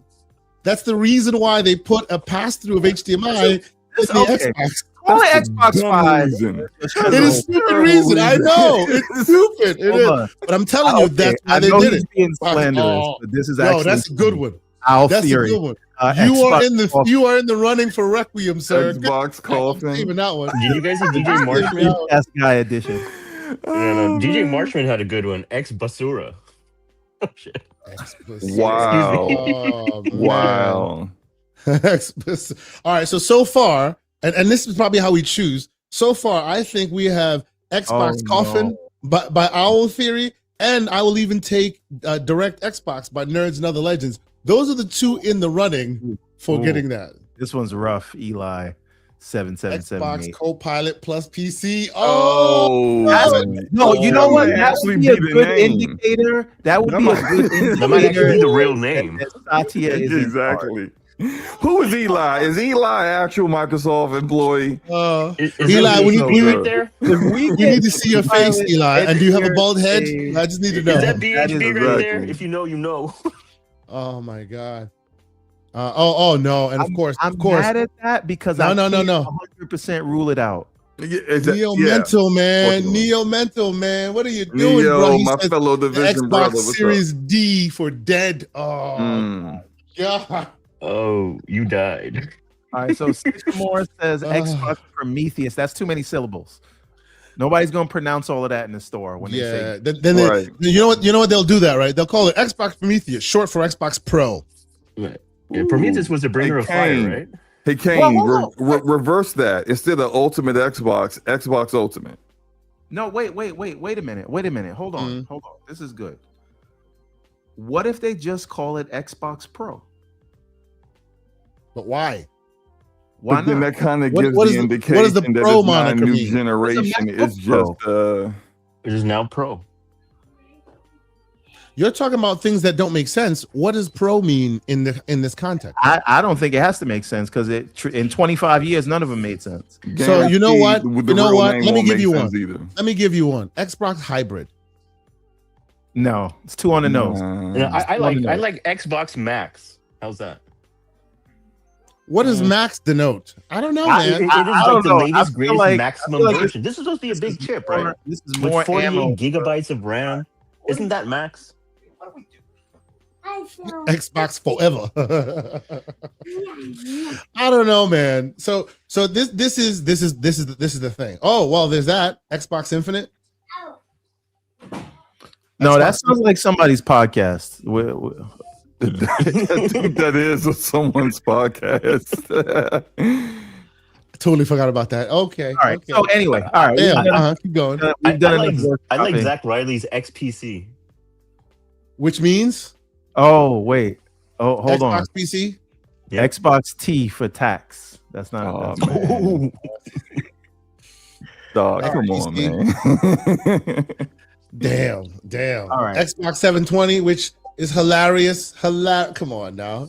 That's not great. Xbox AI. Listen. If you want to just kill any chance for it to be successful, what I hate slow mo is that I can't 100% rule that out. I know. All right. Yeah. So all right. So now let's BHB has anything to do with it. the meat and potatoes of this Xbox undead. Because it keeps dying. Oh no, this one makes so much sense. This makes so much. Oh my god. No. Oh man. No. Oh man. You know what? Let's delete that comment because I don't want Asha seeing it. You just put that into the universe, nerds. Thank you. Satya thanks you. All right. Jesus Christ. All right. So I don't know if half the people want to win it or half the people are just trying to slander the box. You know what? You could call it X porn and it will sell to a huge demographic and they may not even know what it's about. I feel like that's already Xbox Duo. They might get hit with a trademark thing there. All right. True. Now, all right. There's a few things I did want to talk about with this, which is go-to-market strategy, right? We don't believe that they're gonna they tried going with the cost-cutting model to see if they could bring more people in. We don't believe that there's going to be a Series S variant to this thing, right? It's just going to be top end, which means premium. Now, I have this idea. I'm sorry. That was great. That's terrible. Xbox Griggity. I bet it's all black. Come on. Now, here's the thing. I was talking with BV the other day in the Discord. Shout out to BV. And he said something that I found really Welcome to Thailand. They should. That's a Discord conversation, sir. What happens in Discord? Like Jesus, what are you doing? There's another one, Xbox Flex, which is what I'm about to get to. Right now, if they're foregoing this sort of entry level budget model, and this is going to be high end premium, as we all think it is, right? As Sarah has said, should they lean into that and just say, "Hey, this is for the elite gamers. If you don't got it, just say that." Meaning, yes, you're going to sell less, but a Porsche doesn't sell as much as a Toyota. Do you just $1,000 plus makes you a better gamer? Instead of 1080p, $1,000 plus makes you a better gamer. Do you just position this thing as for the distinguished gamer who that only happens if you tell the story alongside a third party? Oh, this is our Cadillac, this is our Porsche, and if you're not about that life, here's the Pinto for you. I think that only works if you have something of more than what we've seen so far, which they probably do because they haven't given us the full story yet. But you gotta have something that is unique and innovative that no one else has, that people look at as value. It's no, that's terrible. I think he wins. I think he wins this one. Oh my god! But if for you to position your product as, we have justified this price because it's literally that good, and only elite or premium gamers will understand that. You got to have more than just it plays Xbox and PC games. Like it has to be doing something more than that can make people say, "Oh, well, no one else has this." And so therefore maybe hold on. While you say this, I've been wanting to bring this up, and this might be a great way to just drop this right here from the great Clobro. Did you see this? As far as, hey, let's give them what they want. You're not getting this because I'm saying they want to pander. This is how they do it. You got me if you do this. That means you're listening. That's way too good for what they're going to give us. Just keep it a buck. Yeah, you looks too damn good, right? Get people hoping up like that. Looks too damn good. Yeah, that's what happened. Shout out to the great Clobro, always putting out amazing work. Check that out. It's so amazing. Continue. I think that looks great. But I think the thing that they have to do, it can't be marginally better than what's on like the PS5 Pro, since they're going to have a year or two head start. It needs to be undeniably, even if the devs aren't trying, brute force just better in terms of performance than what you could get from a PlayStation, and you say, listen, yes, this costs more, but if you can't afford it, we're putting the games everywhere anyway. Buy something cheaper. Well, no. I don't think the audience that would be paying attention to this. Can't afford it. We've got a console for you. It's called a PlayStation. Yes. Okay. No. But that's the problem. Listen. I think when they're having this conversation with the audience, they know that audience is uniquely the audience that likes consoles.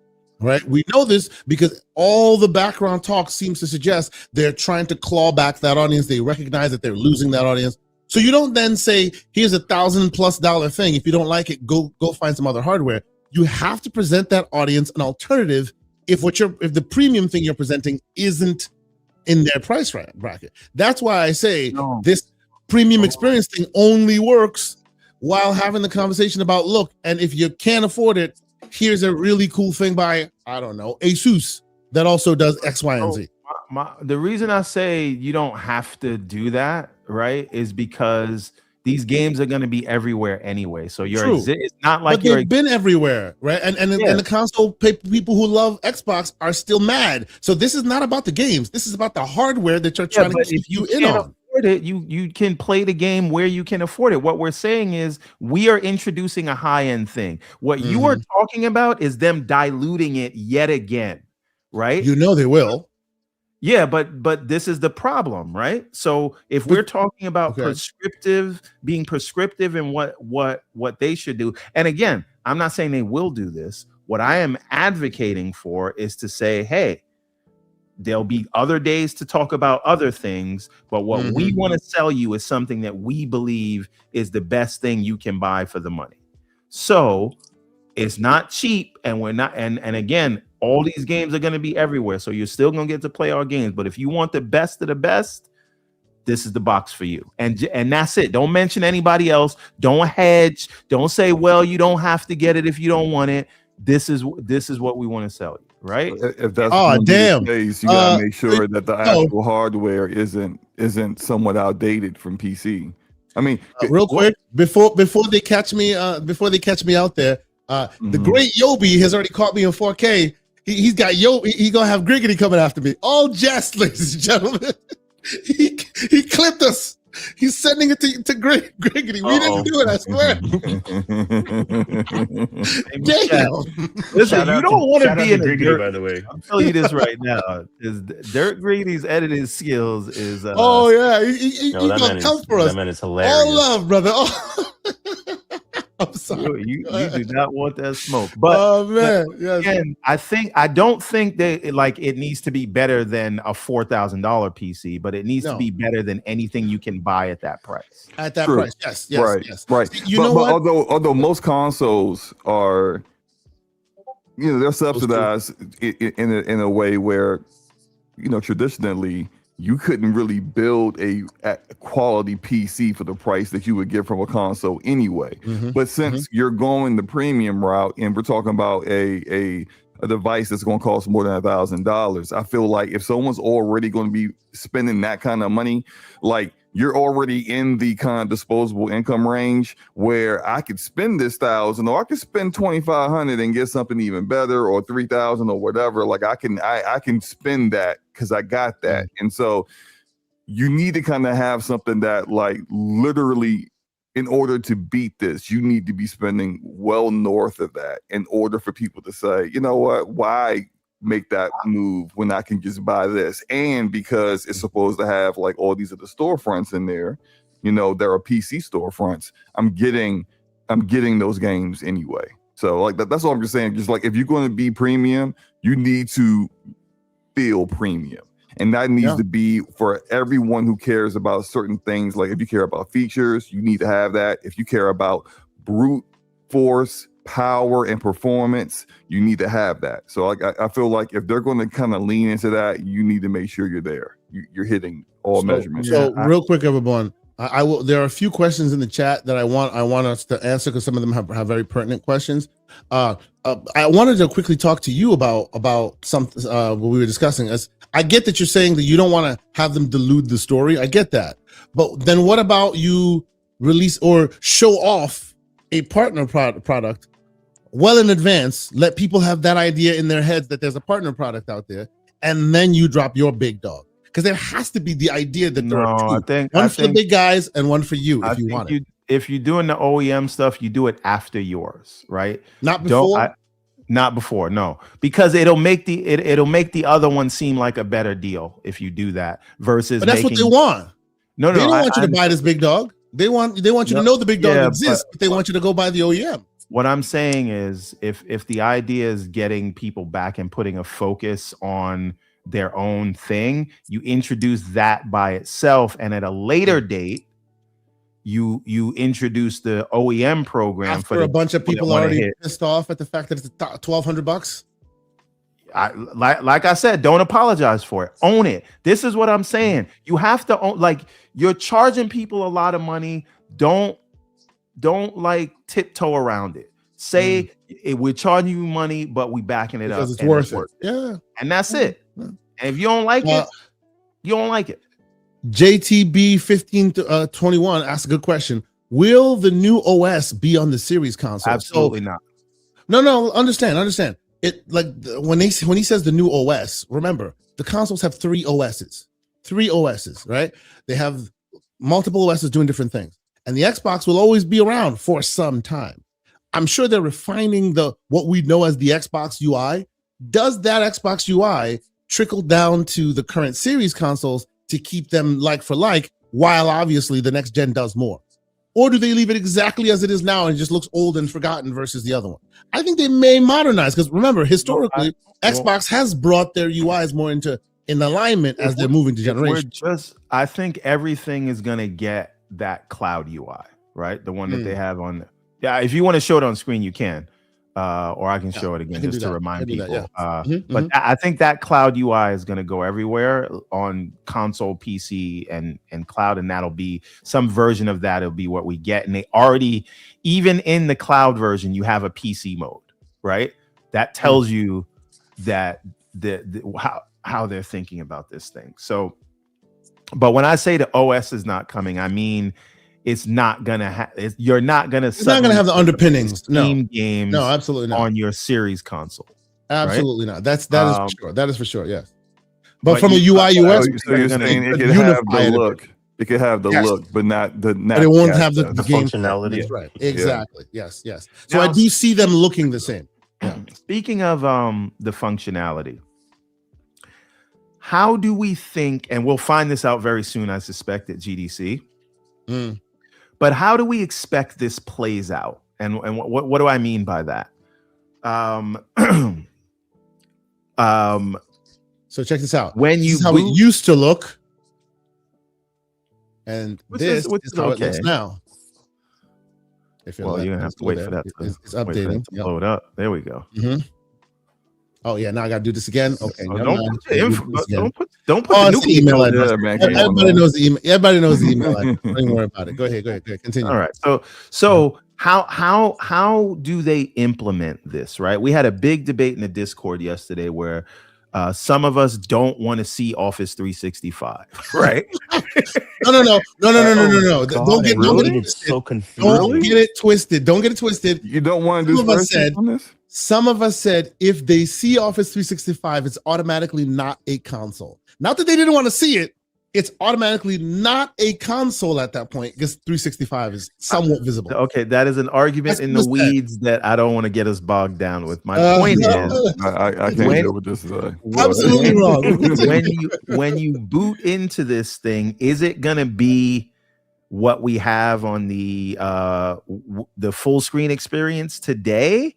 Or will you literally be booting into a console-like experience that is indistinguishable from what you get on your Xbox today, and then you'll manually load into a desktop mode in order to do the other things that you may want to do?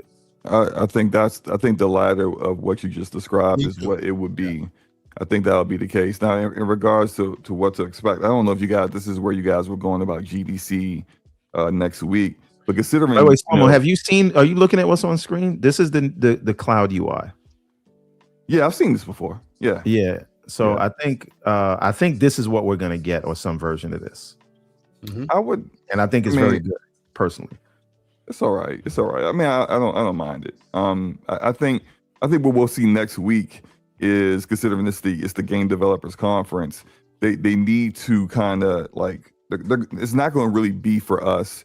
They're going to be phrasing everything, and what they're going to be showing is what is for what other developers who may be interested or already working on Xbox games are to look forward to. So we're going to see a lot of stuff about, like, you know, the game development kits, about how the new piece of hardware will be beneficial for them to put their games on, and exactly how a lot of this stuff is going to work. So it'll be a lot of behind the scenes kind of stuff, but things that are still interesting to us hardcore fans to see.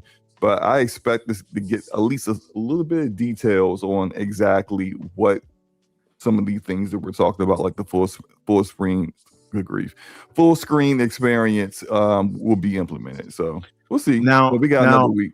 Yeah, and we had another conversation, you and I, Slow-Mo, and we could write a book on all the issues that we have with the current Xbox PC app, right? Right.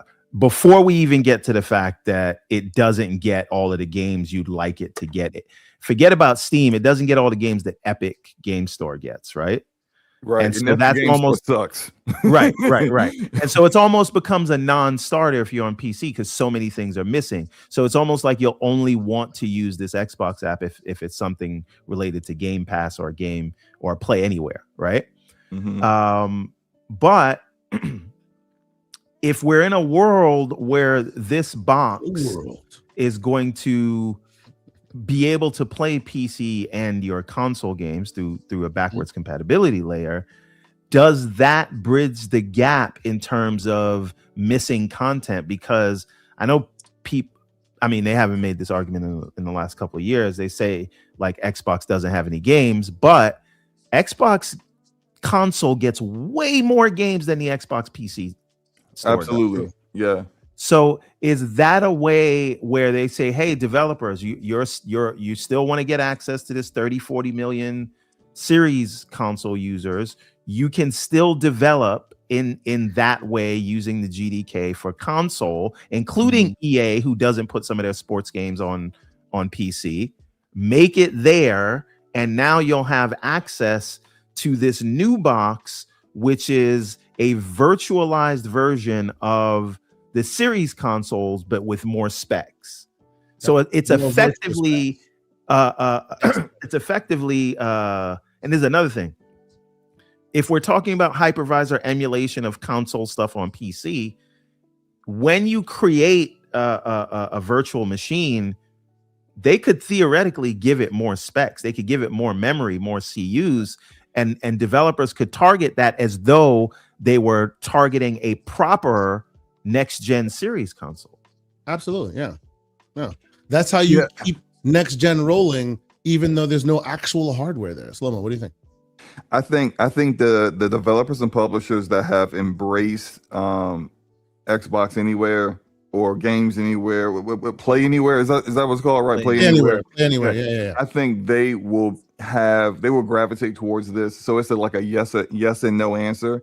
The ones that haven't are the ones that want if you want to play, like, we understand you got this fusion kind of device, but we like our double dips. So if you the kind of person that like are going to buy a game on PC and also own it on, say, like a Nintendo Switch or something like that, then we want sales in both platforms. And so to take it to Xbox, this is why I think we still see a lot of the developers or publishers just choosing not to do Play Anywhere, because like if someone's going to play it on PC, then they're going to feel like they're missing out on sales. And so even though for the Xbox store itself, it can fill in the gaps of the games it's missing on PC with games that are going to be actually Xbox games, you may have developers kind of feeling some kind of way about that, where they're not very, very happy with it. Yeah. The as I hear it, and this is all, of course, speculation and on background, as I hear it, how they are getting developers and publishers to sign on to the Play Anywhere, because your idea is absolutely apt. Why like avoid the potential of double dipping when you could do that? How they're convincing them, as I hear it, is they're guaranteeing more of a return on their investment with the it's basically So what they're you want. changing the split, like is the 30%, 70% revenue split is changed for Play Anywhere? What do you want? Do you want a guaranteed more of your money, or do you want the potential of a double dip? And since that on guaranteed the more of your money, Xbox, that's what's allowing that Play Anywhere to shine in a lot of these areas. on the Xbox app on PC, they've already made that revenue split specifically for games that come there. It's the same split they do for Epic Game Store, which is 88-12. So Xbox only gets 12% of the revenue for games in microtransactions or whatever that comes out of the storefront. Although, as we see on PC gamers don't give a crap, and they're it is what it is. they love Steam. But by the way, Everborn, I found a bug just now. When you click into the game, see its UI UX, and then you click out of the game, now it won't go low anymore. It won't go high anymore. It's stuck on the screen. It won't go higher or lower. And feedback, sir. There's a feedback. That, my friend, is why it's still in beta. But you reset it, then it goes back to normal. Yeah. So it is the year of our Lord 2026, and we still have games, including Marathon, being ported back to the PS4 and Xbox One. Yes. So, and the reason that happens is because there are tens of millions of people that developers want access to. And so while developers might find it too much of a headache, although there's a very interesting GDC conversation that says get your title ready for PC in one day. So I'm wondering if Microsoft has created some tools to make it easier to port your games to the Windows Store. We'll have to see.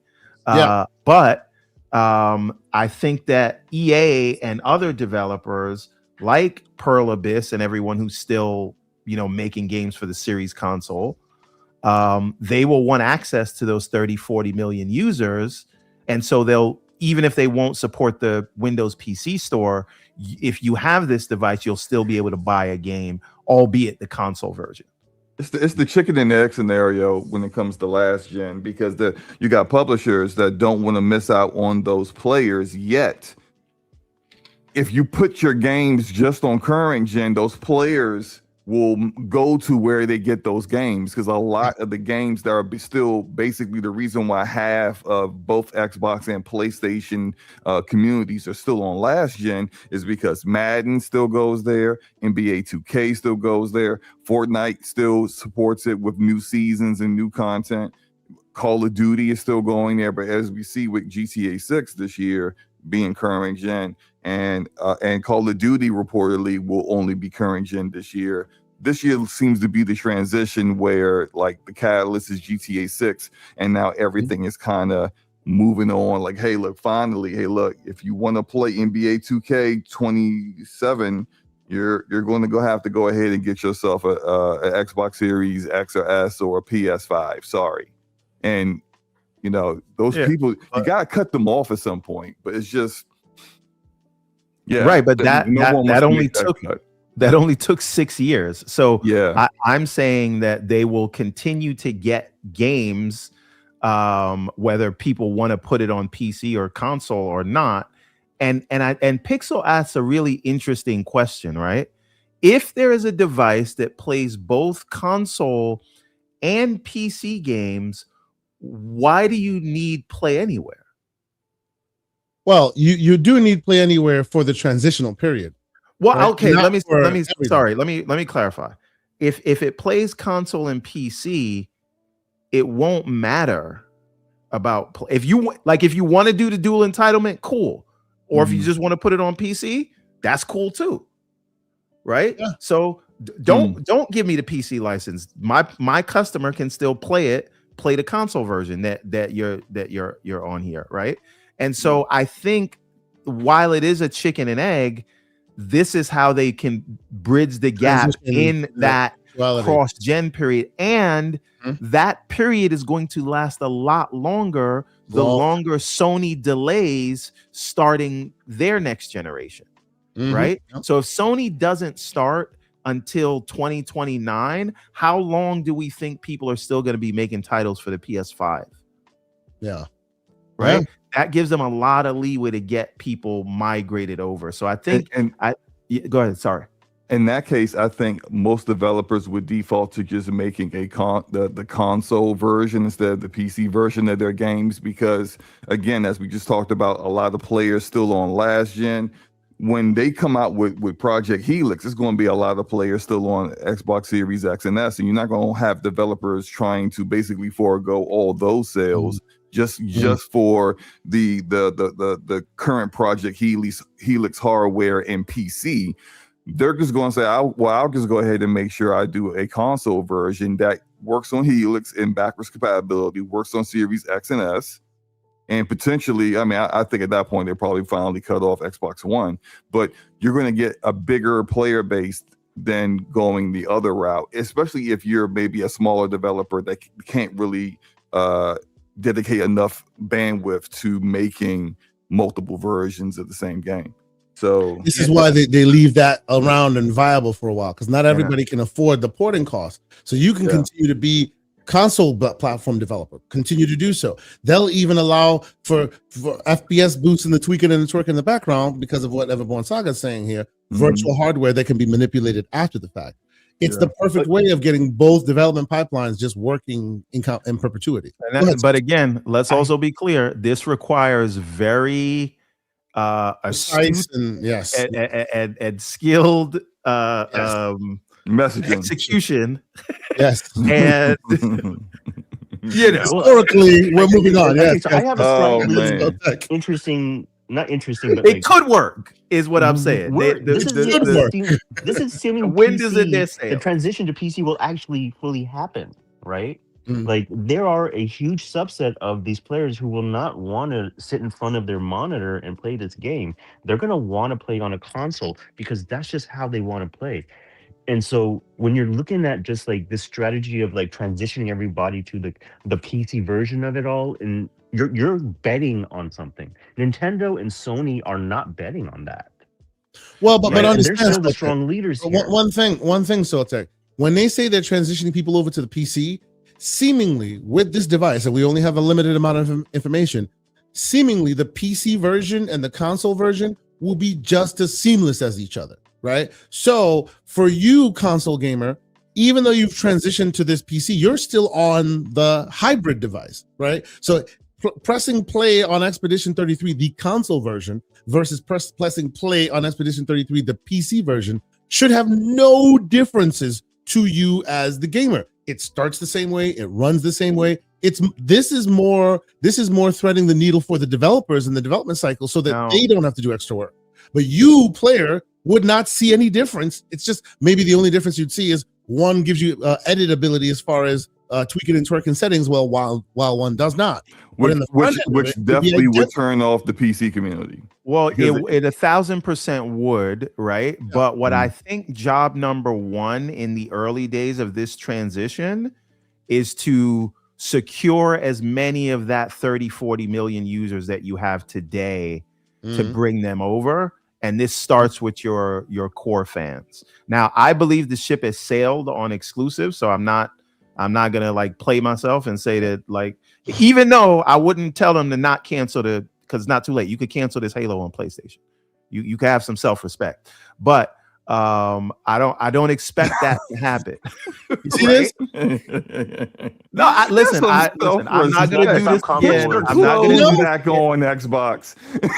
That's what you're basically saying. That is close back on Xbox to the highest order. Oh my God! But okay, self-respect. No, listen. I the math makes sense to me on the multi-platform stuff. You just should have some red lines where you say, let them choke you. Just don't let them spit in your mouth. Okay. Hey, look, I'm on record for thinking they should be timed exclusive. They should be timed console exclusive across the board for all their first party games. Listen, I don't even disagree with that. I just think something that is important to Xbox's identity as Halo, like you're gonna lose a little bit of money, but just deal with that. Take that on the chin for Halo. Yeah. I mean, I think you should take it on the chin for your console. Like provide value there. You can still go to PlayStation, but at least for the Xbox gamer, you get that first here. If you want to play this game where you know where it's going to be first, you know where it's going to be at launch, play it here. Gentlemen, I'm sorry. We're rounding about 3.5 hours. I've been standing on my feet. Let's round this up and get the heck out of here for the day. Okay, for the rest so of the day. let me just hit these last quick Finish points. And so we talked about price, we talked about naming, we talked about potential business strategies of how you get the stores. Is it possible, right, to like, what do they need to do with this box to get their hardcore fans back on board, or is it too late?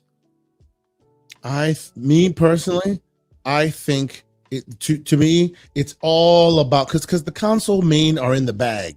It's all about proper messaging. It's all about hype trains. Keep that hype train alive. Don't go quiet in the night and then come back later. Since you started this conversation about Project Helix, since we're talking about let's see your GDC, I want to see tiny bits of UI elements. I want to see, we're doing a little of this. Anytime you forget, a little tiny speck of information come out. I want that train to roll all the way to the Game Awards. And we don't want to see PlayStation shirts at Halo announcements, okay? I'm sorry. You can keep that one. Self-respect. Like, to answer the direct question as to how to get the console, look at yourself.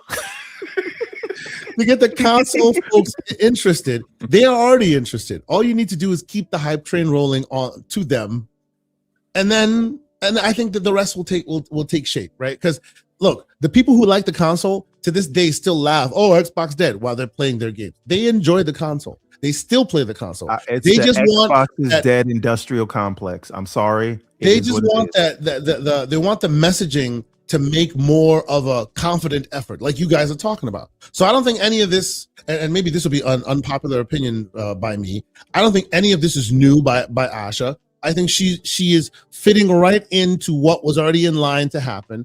I like all of that. This train has already been worked on and is ready to leave the station. I think her benefit and what she can add to this as a new voice in the game is get the hype train going. Don't take the foot off the gas. In June, be out there, show, tell, like just let it be everything that the console mains want to hear and see, and then drop that news. You don't even have to show the hardware. Show dribs and drabs of the software. Show what it can potentially do. Like let the wizard be out there. Let him be stroking the beard while he's telling you the genius of his team and how he's doing and why he's doing it. Let that ride, and that will convince a lot of console. Well, not the hardcore extremists like A. Rodimus who says they should pull the games off Steam.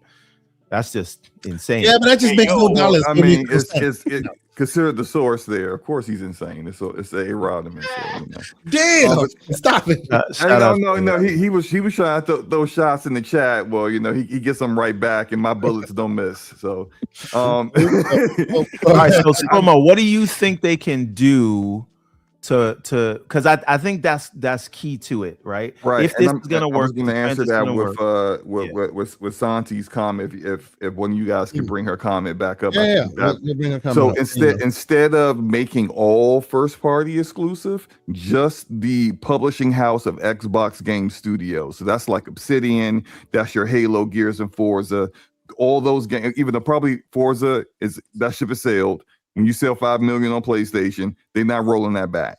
So Forza may stay where it is, but everything else that you no make, sequels to that. So true. So like everything else that you make going forward, when it comes from the Xbox Game Studios house, it remains exclusive. This is value to the Xbox platform that you have there. PC is still going to PC. Y'all gotta let that go. The around let it go, right? That is their realm. It should right. You don't have to go to PlayStation and Nintendo. That's the have some self-respect here for your homegrown stuff. Now Bethesda, those games have long history on other platforms. So let the games stay there. Activision why don't you? But Overwatch and Call of Duty. So go ahead and let it stay where.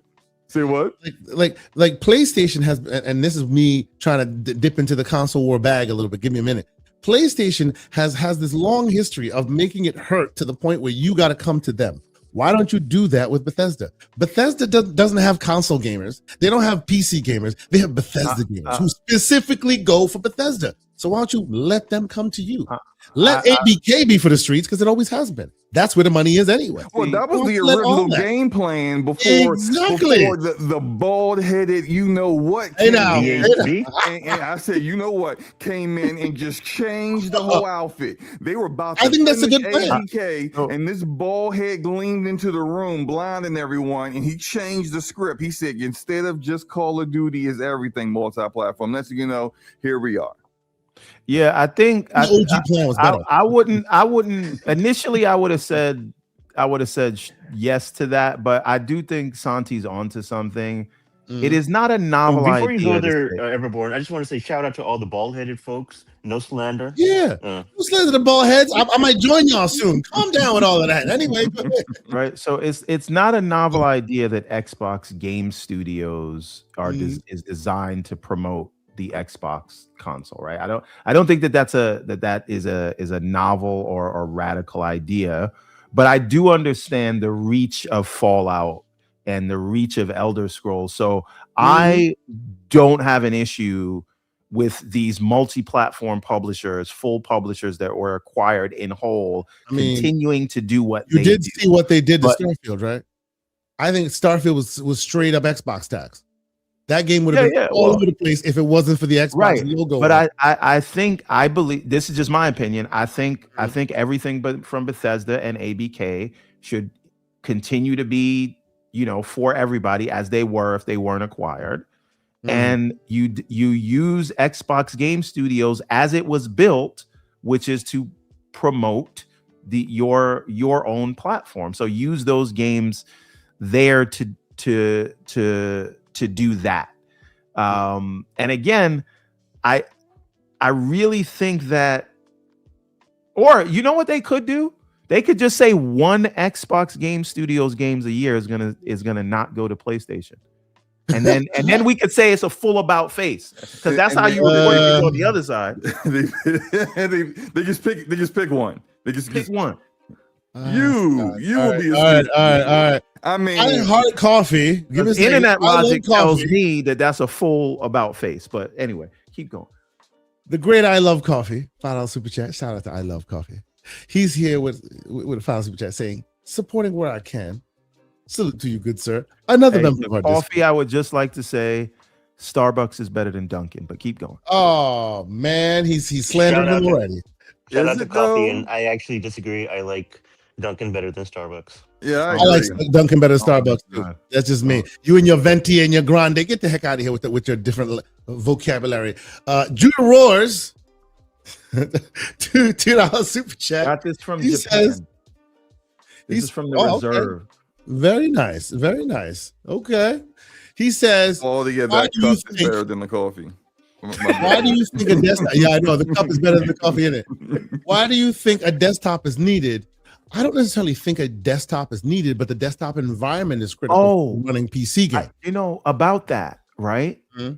I wonder if by the time this comes out, because when you remember when Epic was talking about they're going to be on there as though they had to do some extra work that wasn't already present today. I wonder if when they put this out, they work out with Epic and Valve and all those things, which is, hey, we've got our own dedicated APIs that we worked with Valve and Epic and GOG to bring in your entitlements and metadata so that they're finally doing it properly. Well, no. I don't know if they're going to do it. They should. What I'm saying is, if you do that, it will be like whether you downloaded a game in the desktop mode or not. If you own the game and you're signed in to Epic or Steam, you will see it and you can download it right there from within the Xbox UI. That is the way you implement a proper citizen. Right. So if I want to buy a game, I'll just go to the Steam app, buy that game, and now I see it here, and I can just click download. Right. So, Player Fly 131 with a $5 super chat. He says the reason PlayStation is saying no to exclusives is to avoid their games being played on the new Xbox hybrid. Are you saying they're afraid of Xbox? That is true. If that is true, that is so Petty Murphy, and it will lead to their downfall. Because guess what? Xbox gamers also use wallets to buy games. They don't steal your games; they buy your games. I think that's partially part of it. If the games were more successful on PC, I think they would have just continued on regardless, and just would have dealt with the fact that probably just weren't as successful as they wanted them. But you know, part of the look, you know, of that still probably plays a part for them. I mean, like we heard about Crimson Desert. They tried to poach that. Tried the whole cloth. Right. Even though the Xbox Series X and S consoles are selling nowhere near as good as PlayStation 5, they still like, hey, look, don't put it over there. Oh, you're not gonna do it? All right, fine. But they still trying. They still trying. Like put that on Front Street, like Pearl Abyss left them on red. That life. But the thing that I would say to that though is, what do we think of the effectiveness of this strategy if they can only do it with their own games that they have control over? Because it seems as though they can no longer pull this even with games that they publish. Right? Well, because Square was a strong lesson that a lot of people learned. Right, Square was hitting critical mass left and right, but all they kept doing is complaining and ultimately blaming PlayStation's exclusivity deals as the reason they lost it. Yes, we know they do Hollywood math, we know this, but still, that's a strong message that a top publisher that releases games that a lot of people want to play. That's a very strong message for them to deliver. And ever since then, it looks like all these others are falling away too. Right, it doesn't make dollars, so it doesn't make sense. Shout out to DJ Quick. It is what it is. It don't make sense. It don't make sense. Ronan, Black Ronan, 357 with a $5 super chat. He says, "Play Anywhere is a licensed access model, not game convention method. Anyone can still play Xbox. Conversion method. Conversion method. Anyone can still play Xbox. Xbox dead is dead to me. Anyone still saying Xbox dead is dead to him. Yes. Enjoy your weekend. Go Birds." Hey, Black Ronan, to that I'd say, whenever you say that, I think like you have to think of the Xbox as like the Monty Python and the Holy Grail movie. Not dead yet. If you're old enough to understand that, you will. Anyway. So, gentlemen, I need to know a lot. Real quick, which birds he's talking about? He's talking about, because if he's talking about the Falcons, I don't care. But he's talking about the Eagles. Okay, what we're not gonna do is talk sports on this show. No, we got to get out of here. Shout out, by the way, and breaks his hip. Yeah. Shout out to the 300 plus people watching on all the various platforms. I see like 200 and change on Twitter, on YouTube rather. A healthy amount on Mr. Everborn Saga's channel. A healthy amount on mine on the X channel. A lot of great folks. Still one or two on Twitch. Shout out to y'all. Maybe join the Twitch community. We're trying to grow that community a little bit better, but hit the like button where you can. Let folks know we're still doing what we're doing. Thank y'all so much for being here. We do this every weekend and we enjoy doing it because y'all pull up and y'all have great conversations with us. Now, beyond the super chats, we had a few of these names, and the best one is about to get Resident Evil Requiem. I'm gonna throw it out there, and I want y'all help me, the panel. Y'all gonna help me decide which one gets it here. I'm not even gonna throw the names out there. I'm just gonna put the slanderous takes out there, and whichever one y'all like best is the one that gets it. Now we have the Xbox AI. That's one of them. We have the X Flop. That's another one, or the X Slop rather. Oh, no. Right. We have the Xbox Flex. It is what it is. We have the Ashy Booty X. Holy wow. Pause. Holy wow. We have the Xbox 365. We have the Xbox Copilot Plus PC. We have the Xbox Direct. We have the Xbox Coffin. Which one y'all think is the best one? Booty. I am going with Xbox 365. Okay. Because it is terrible. And it's good. But I can't rule it out. You know, that's the problem. That's as close as Xbox Copilot Plus PC. It's almost like perfect. It's gonna. And then they're gonna tell you it's reminiscent of the 360 days with the blades. They're gonna give you the blades, but it's a double-edged blade because it's gonna cut you with the 365. And don't worry. What about the Xbox Duo? That's another one. That's the Xbox Duo. No. Xbox Duo. The Xbox Series D for dead. Okay, look. When you say Xbox Duo, I think it is. That's what you remember. Yes, I know. Yes, we're not gonna rehash that. So slow-mo backslap. Which one do you think gets it? I think you said the Ashy Booty X, right? Yes, Ashy Booty X. I am all. Damn. I was about to say in that, but that so, would give so Everborn Saga is going for the 365. Xbox, he's going for the 365. Slow-mo thinks the X, I'll call it the X gets it. Soltech, which one do you think it goes? And I'll keep reading them off again. The Xbox Series D, the and that's a wild one too. If it's not for dead, still the Xbox Series D, damn.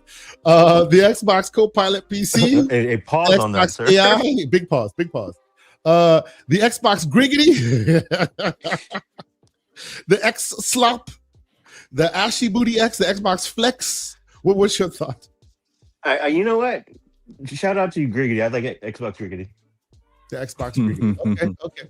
And just to round it out, I will say the Xbox Direct. I like the Xbox Direct. So, chat, which one do you stand with? Do you stand with me, Xbox Direct? If you stand with Xbox Direct, say K. If you stand with the Ashy Booty X, say slow-mo. Xbox 365 for Everborn. 365, say Everborn. And what did you say, Saltech? Xbox Griggity. Xbox Griggity. Now, I need the names in the chat, and whoever gets the most names, you win this one. So I just said this in the chat, but I'm gonna say it again. If they mention AI at all next week, Xbox 365 is a real high possibility of being what the actual name is. If they start talking to AI, So the thing is, I think they will talk about AI, but they are talking to developers, right? And they're going to talk about how it can help your tools, which I think is okay. If when they get to talking to the customers and they try to convince customers that they're going to want AI in their gaming, can't do it. That's going to be the red line for me. So I got to say, this just tells me that our chat is as slanderous as we are. Slow-mo backslap wins this one. There's more slow-mos than anybody else. Ashy Booty is wild, sir. So this means, oh my God, calm down. This means Wade Johnson won. I know you, Wade. Find us in the Discord. Find us on DMs. You win this one, sir. Congratulations, I'm not even gonna repeat the name because Lord help us. This is crazy. This is crazy. Anyway, and you know what you win? Gosh. You win a copy of Resident Evil Requiem. Now I'm jelly right now, so you better claim that quick before I steal that for myself. It is Wade Johnson. You won. Hunt us down. If you don't know it, discord.gg/TGCP, as the nerds has put it in the chat. I don't want to take anything away from Wade Johnson. He got it. He won. We announced it. So Wade Johnson, don't pay attention to this. You won your prize. He won his prize. I'm about to have to request a recount because I'm seeing a lot of Xbox 365 in here. 365? Let's see. We already announced it, so Wade Johnson, don't worry. This is about me. Are you seeing votes that came in after it was called? These are mail-in votes. You gotta count the mail-in ballots. The new USPS says they don't count no more. So we about to go to the Supreme Court to have this whole thing adjudicated. Anyway, so this brings me to one other point before we get out of here. We have a lot of fun in our Discord, including mock trials. Yes, we have mock trials. The man Slow-mo backslap was almost brought up on charges, but at the last minute, somehow it was dismissed. It is what it is. Because I'm innocent and an innocent man. That's right. Proven to be innocent. Justice was served. I was able to obtain a pretty quick dismissal before the. They say a lot of these cases settle on the courthouse steps before they ever go into them. That's my lawyer. That's my lawyer. Let me tell you why the charges was dropped. It is because the state was not prepared to try the case at that time because you got no evidence. Extended itself trying another case earlier in the day. which we were all very had familiar no with. evidence. And we were short staffed. We had a fully robust defense of anything. I think we'd have taken this on preliminary motion, sir. Nerd says he'll allow a recount, but it has to come from Florida. Anyway, last super chat of the day, Machine XP $2 super chat. He says Xbox One 365 Series X, Y, and Z. That's still a 365 in it, so I'm counting that as another Everborn vote. But keep going. Damn. Anyway, Wade Johnson, I made it. You won that one. Join us in the Discord and come check it out. He's putting it out on Front Street. But yes, I love all the answers. We're gonna keep workshopping this thing. Maybe we can go hand it to Asha when we see her, baby. But yes, that's it. We done here. Oh my goodness, what a show! Shout out to Asha and Matt Booty, by the way. Indeed. Oh my goodness. Look at it. That's the guy. Look at that. I love that. Oh, hold on. Put him back. I forgot. Where'd he go? Steve Cast guy. I love that. That's so good. and I'm not even going to speak on what you said. I'm not even going to speak on what you said, Deb. We're going to leave that one alone. But put them in there. Back slap. Yeah, we're putting them all in there tonight. Slow-mo backslap, sir. it is an honor and a privilege having you on this program. Always. To keep up with you, man. Oh, it's always good to hang out with good people. So glad to be here. Just jumped in real quick and ended up staying as usual. So thanks for having me. Hope everyone enjoys their weekend. Do check out DPS podcast. That's Damage Per Second podcast on the DPS Gaming channel. Me and the homie Gaming Forte. We go live 9 p.m. Thursday nights. Have a good time. Yell at each other for a while. Talk about games. All that good stuff. But yeah, come check us out. And hope you guys enjoy your weekend, man. Play some games. Thank you, sir. Thank you, sir. And the great Soil Tech, the man who has been anointed both in our chats and our Discord. He keeps us on the straight path. If you are acting wild, he will ban you and he will have all the authority to do so. And he also has some great takes and he's on the show. Brother, I'm sorry I haven't had you on earlier.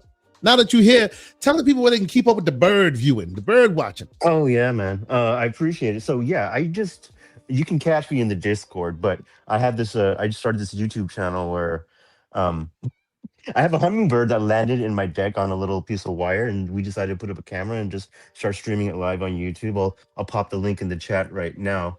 But please come check it out. Please, you can also find some of my takes on the Iron Lords Lords of Gaming net, where I write articles, and my keeper review is coming up soon. So yeah, I'll be check me out. And I also dropped the hammer over here. I will refer this question to my lawyer. No, it was Johnny Depp innocent. So BT Maverick 707 says, was Slow-Mo Jonathan Majors innocent or Johnny Depp innocent? I'm definitely going with Johnny Depp innocent. Damn.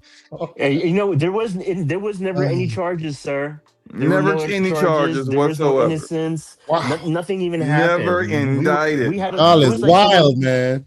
All right, so listen, I'm gonna, and when it was just like a little a parking violation. That's how we went. I need people to understand what's going on, because this might be a little bit too esoteric for people who are not in the Discord. Mm-hmm. What we're trying to do, we do mock trials. We're trying to do them every Friday. So anyone in the Discord that has a bone to pick with anyone else in the Discord, you can, we bring them up on charges, and then that person can either represent themselves or choose their own representation. Counsel. So Slow-Mo, and counsel is usually one of us.